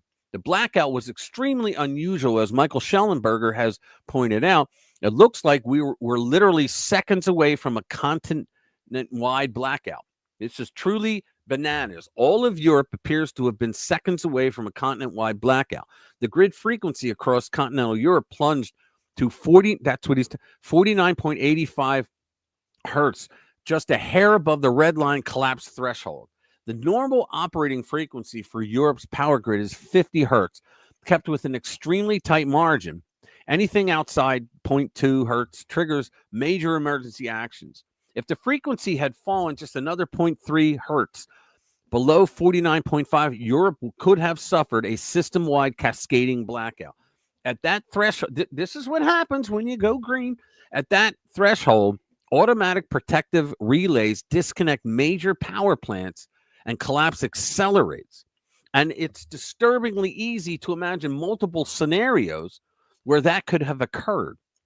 What could have caused an event of this magnitude? Many are suggesting that a hole in the Earth's magnetic field could have been responsible. The only reason why we are able to have operational power grids in the first place is due to the protection that the magnetosphere provides. If you are not familiar with the importance of the magnetosphere, the following, I'm not going to read it, but yeah, what they're trying to blame it on some rare event that could have occurred. No, a lot of people are saying no, it's because there's no way the size of the grid that they want should be done with green power. It just shouldn't be done that way anyway. Next. Yeah. Gen Z, Walmart increased. Yeah, Walmart is we don't have to read it, but Walmart is increasing support for U.S. made products. Now, who do you think made that happen? Trump. Let's see. Yeah, Dr. Fauci, ships tours. Check. Yeah, we did all those. Okay. Doge reveals government has literally been partying on the taxpayer dime. I think we're all doged out at this point. Yeah. Here's the most pathetic Tesla hating leftist ever. Oh yeah, that's great. Tesla hating leftist. I did this for Pam. Here we go. This is awesome. So, oh, it's probably going to have a commercial. Sorry. Oh no, it didn't. You can't break it. What, it won't come up? Yeah. It came up for me. Up for arrest. You gotta love it. It came up for me. We're not seeing it though. Oh, you didn't? Oh crap! All right. We're not seeing it. We do. It Hang didn't on. Let me come do up it for again. Let me do it. I'm sorry. I clicked the button. It should have gone over. Oh, I got you. I got you. Yeah, I did click the button. I pulled it up. Hang on. Here we Nothing's go. coming up. Sorry about that. Okay, now it's up. All right. Look at this. He's trying to smash the window and he can't. Tesla.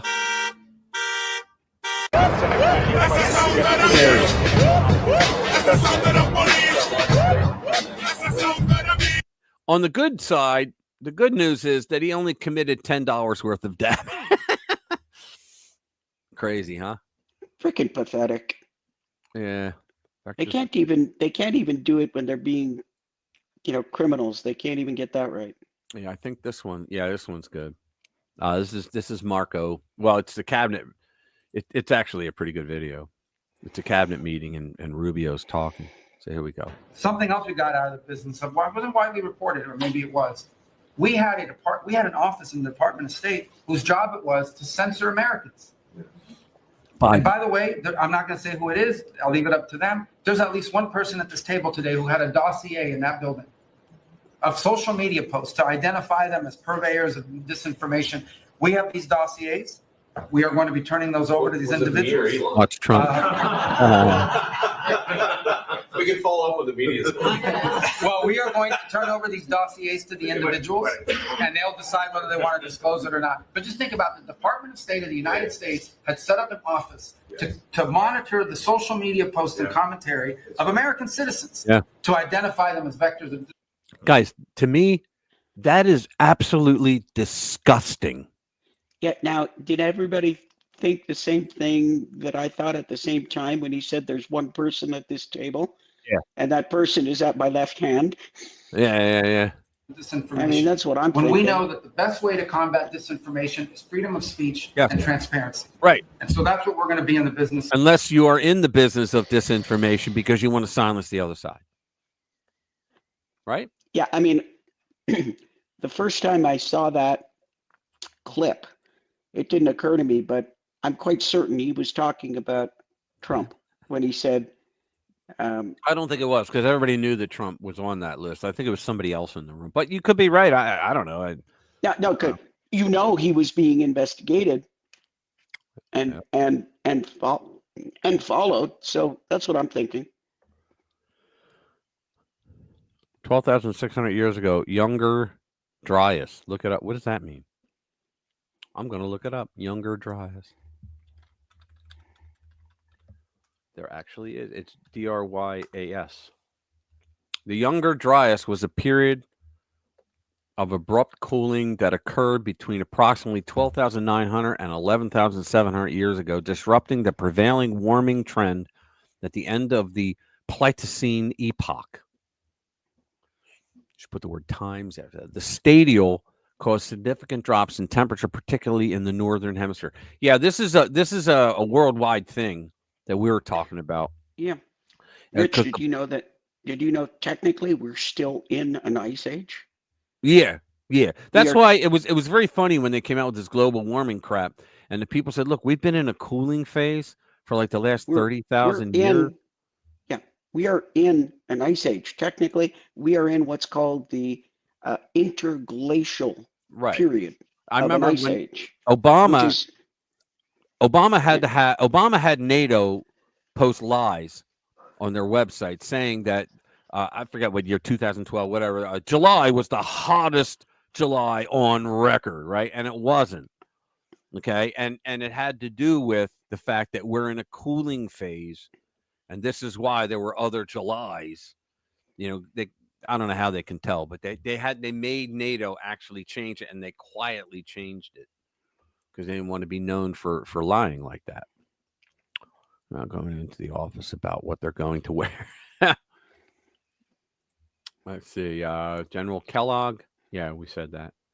Hakeem Jeffrey, Biden's people. How about the Loomer, the bottom one? Loomer drops the bombshell. Now, yeah. Here we go. I like Loomer. There we go. Loomer drops juicy bombshell on activist judge who's targeting Trump's agenda. Here we go. If you thought lawfare was just about courtroom theatrics and ending endless sham indictments, think again. The left has turned activist judges into one of their deadliest weapons, all part of their coordinated scorched earth mission to stop President Trump from doing what he was elected to do: reverse Joe Biden's radical failed agenda and make America great again. These aren't impartial judges. They're actually foot soldiers, and I call them Jacobins in black robes. They're actually foot soldiers in robes who were handpicked to carry out political hits from the bench. Yes. And now, thanks to a bombshell exclusive from investigative bulldog Laura Loomer, We're getting a firsthand look at just how corrupt and compromised some of these judges really are.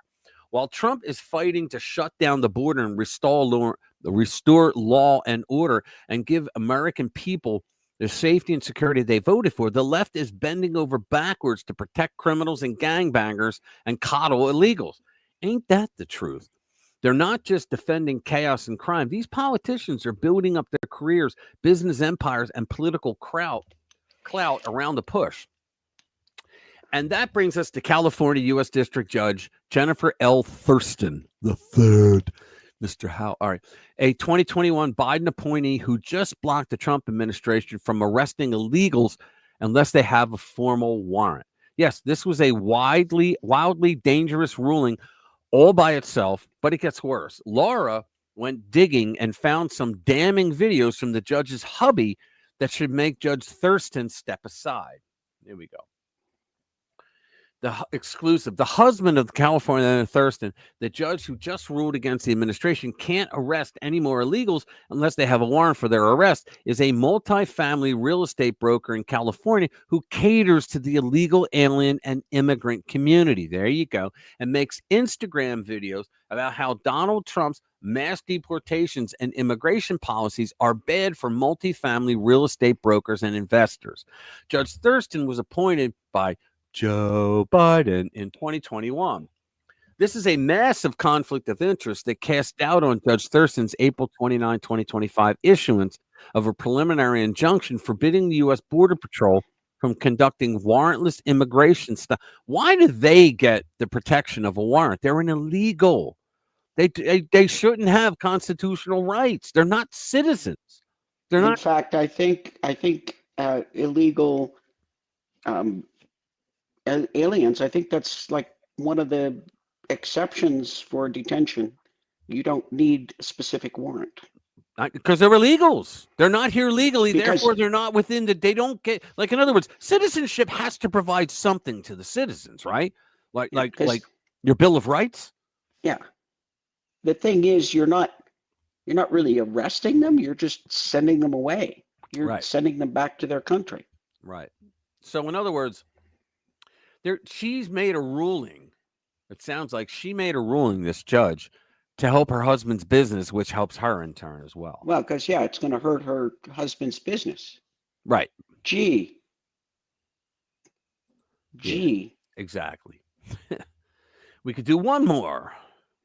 Let's see. Want to talk about nuclear energy? I don't know if we want to talk about that. Right. Let me see. Nuclear energy undergoing revival. Want to talk about a relaxing story about the new pope that could be coming up? Do you have that? No, the one about the cardinals, actually. No. Oh, okay. The conservative pope. Yeah, we could do that. We could ready for a conservative pope. Right, I got it. Yeah. Progressive cardinals sweating bullets. Ready for a conservative pope? It could happen. Well, the way Francis got in there was a coup. And it took place in Switzerland, and where all these progressive cardinals went, and they paid people off. They threatened it was a whole coup that went on. It was written in two periodicals. One was Zero Hedge, and the other one, I can't remember, something Frontline, something, I don't know. With the passing of Pope Francis, the Catholic Church is entering a defining moment. The two sides, one rooted in tradition and the other pushing for so-called progress, are battling for control of the church's future.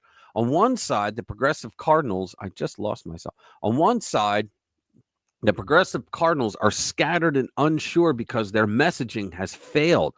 On the other hand, the conservative cardinals have rallied with a focus on unity, a message that's gaining a lot of traction and reshaping the conversation. The Catholic Church would look so different today if the conservatives and traditional Pope Benedict had remained in power.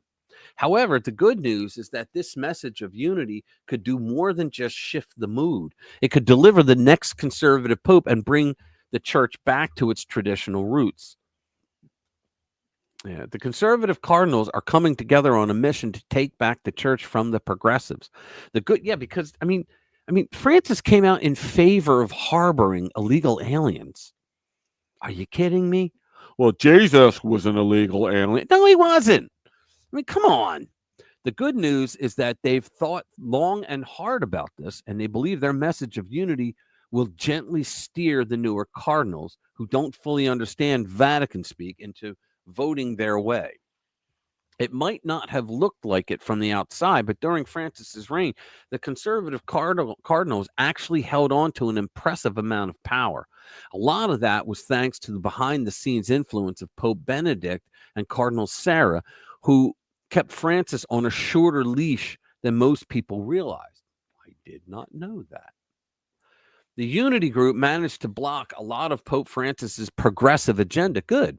It's clear the church isn't ready to dive headfirst into the left's ideological waters. Francis dipped a toe in, and yeah, it caused some damage, but the conservative cardinals pushed back hard and kept him from going full speed ahead into a brick wall. Let's see. On other issues from the gray lady. On other issues with the potential split of the church, including whether to allow women to be ordained as deacons, a ministerial role, Francis allowed a long taboo debate, but ultimately made no decision, saying the issue needed more study. The Unity crowd, again, breathed a sigh of relief. And when Francis did make a major change, allowing and even promoting priestly blessings for same-sex couples, he was applauded by liberals in Europe and North America, but a huge expression of dissent from church leaders in Africa, the place that many see as the faith's future, forced him to backtrack. For the sake of unity, Francis exempted the Africans for an unspecified time to get with the program, essentially allowing them to opt out. I never knew any of that. After Pope Francis passed, we put in our 2 cents about his most likely replacements. Pope Francis fit the left's agenda a little too perfectly. Coincidence? Maybe, but a lot of people think it was calculated. It was. However, now it's time to choose a new pope. Will the left-wing globalists keep their stronghold on the Catholic Church, or will tradition finally prevail? There's a viral thread making the rounds on X listing some of the top contenders for the job. Let's see, Cardinal Peter Erdo. Traditional discipline. Now, we don't need to get into all We don't need to read those. Yeah, we don't need to read any of it. Interesting. Really. Yeah, very, very interesting. Interesting. So yeah, you know, like you'd wonder. Yeah. You wonder if the church is not. Hey, what's up, Chris? Good to see you. You wonder if the church is not the, you know, like the one institution that should be solidly conservative. You would think, but hey, I mean, isn't like religious doctrine based on like ancient manuscripts and tradition, and yep, isn't that what it's all about? No matter what religion it is. Yep, it's about tradition. Supposed to be, but see, the thing is, over the years, okay, people were saying, well, you know, society's changed and the church has to change. Church always said, no, we don't change. We are the Catholic Church. You have to adhere to the dogma and the policies, or GFO. You know, this is who we are. You would expect that they would. Yeah, but Francis was kowtowing to that. If anything is supposed to be traditional and conservative, it's the church. Yeah. So, okay. Yeah, there you go. Ding, no ding. Ding, no ding. No, my alarm's going off. Oh, okay. My alarm. It's after 7 o'clock, man. 9 o'clock. It's after 7 o'clock. We need to save the rest for next week. If you haven't hit the like button, please do, because it helps us. What do we got? We got how many? It was 22 like an hour ago. 27. All right. That's not bad. That's good. Thank you, guys. Appreciate it. All right, let's see. Yeah, we're going to be here next week. We love you all. Bring your friends. We keep saying it every week. Are you guys telling us you don't have friends? Come on. Yeah, bring your friends, guys, please. Come on. Appreciate you being here. Some of you guys got to have some friends. 28? Okay, cool. Are we up to 28? Jake knows when it's time. Well, her ass knows when it's time. She said it gets sewered around this time. Yeah, I've got a timer. It's an alarm that goes off in my ass. There you go. I'm sitting in the chair. We're talking about I'm seeing JJ. 27. Okay. I'm seeing 27 likes. I don't know where Pam saw 28. Yeah, I saw 27 too. Unless somebody took one away just to mess with her. Let me see. Hold on. Yeah, I only see 27. Somebody unliked. Who's unliking? Not allowed. My funny video. Oh, the funny video. I think didn't we? Yeah, what was the funny video of the week? I don't think we had one. No, we had no, it was my feel good video of the week, and I haven't run across one. Maybe next week I'll have some. I never got to use my breaking news.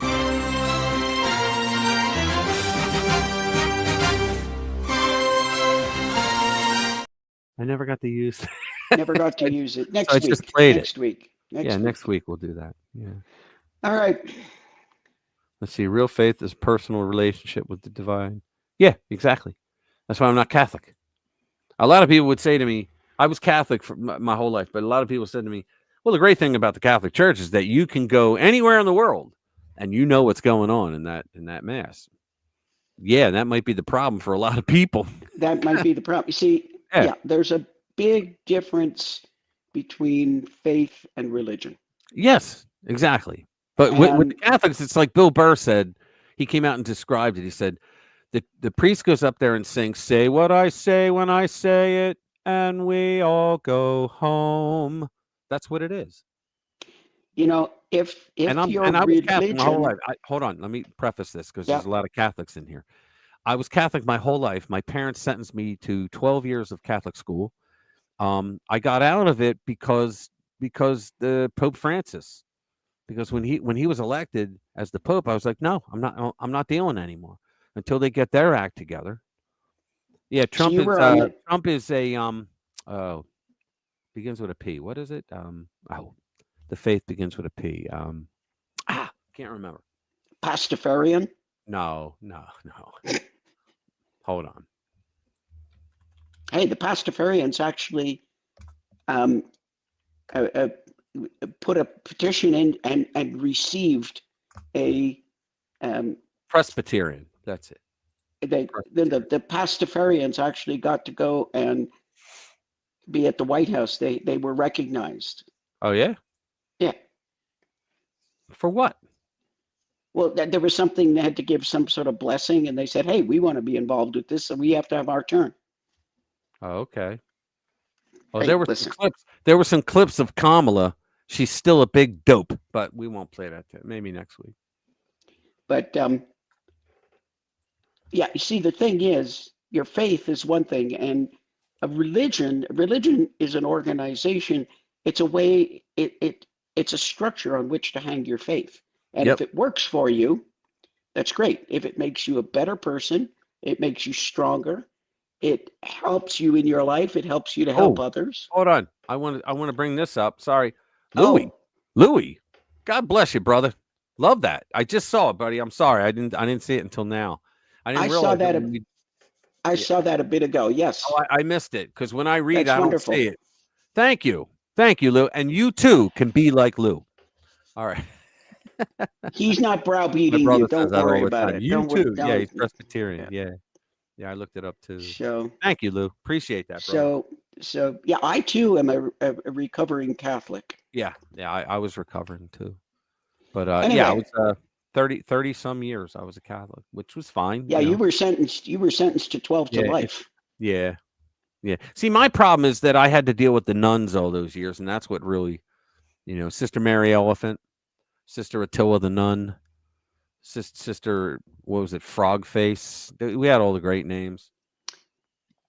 Yeah, I had one they called nun, Tank because she was one nun in high school tried to put the moves on me. Sister Mary Elephant. Remember that? No, this was a fairly young nun, good-looking woman, and tried to put the moves on me. Really? Yeah. See, now no priest ever attacked me when I was a kid. I guess I was a really ugly kid. Yeah. So, all right, guys. Christians need to unite. That is absolutely true. Yeah, and you know what's funny? A lot of people go, "Well, those Catholics, they're not Christians." Yes, they are. Sorry, they believe in the gospel. They just don't. I know that the Protestants spend more time talking about the gospel in the Bible and like the authors, the four main guys, right?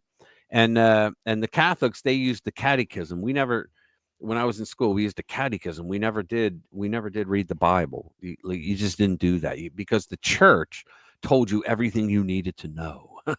Now, that's what I learned from that. Be a WASP, white Anglo-Saxon Protestant. I haven't heard that term in a very long time, Sheila. And the guy who first translated, what was the name? Were there? Wycliffe. There's commercial interruptions. They did commercials. Who? Louis says there were a lot of commercial interruptions tonight. I didn't know they played ads during a live stream. No, no. I didn't see any. Well, we didn't see. Because I've got the live stream up here. I didn't see anything. I don't know what he's talking about. Well, hold on. Do you have the premium? You don't have premium? Lou, do you have the premium? I'm signed in here, but I have just I understand, but do you have a premium account? I have Amazon Prime. No. No, I mean on YouTube, there's a premium account you can sign up for. You don't get ads. Yes, we have that. Oh, that's why you didn't see the ads. Louis probably doesn't have that. Well, that could be. Yeah. How about that? They put ads up. Wow. I thought for live stream it was just all the donations and whatnot.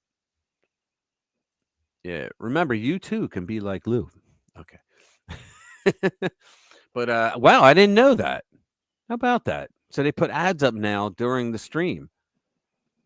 And they said that they use an algorithm and AI to see if what you're talking about, if you can put an ad up. I read all the notes or the guidelines they had. They said that you like, in other words, if you're cursing a lot, you're not going to get an ad coming up. That's Maybe pretty we should cool. start cursing more. I should. No, because I want those. I want the ads. The ads mean money. It means that we can continue doing the channel and writing stories and doing all that crap. Yeah. That's what it means. Okay. You've successfully kept me here another 10 minutes. Really? I didn't know that. Yeah. Well, I was going to stick around, but all right. Kept me here another 10 minutes. All right, guys. All right, guys. Hey, have a great weekend. Watch my videos. And next time, please bring friends. Oh, you got none? Bring friends. Okay. She got bring none. friends with separate computers so you can both sign on. You're not going to bring friends? All right, guys. Thank you very much. We're out of here. Love you all. Thanks for being here. You guys are you're the best. They really are. The chat cracks me up every single week. All right, we're out. See you guys later.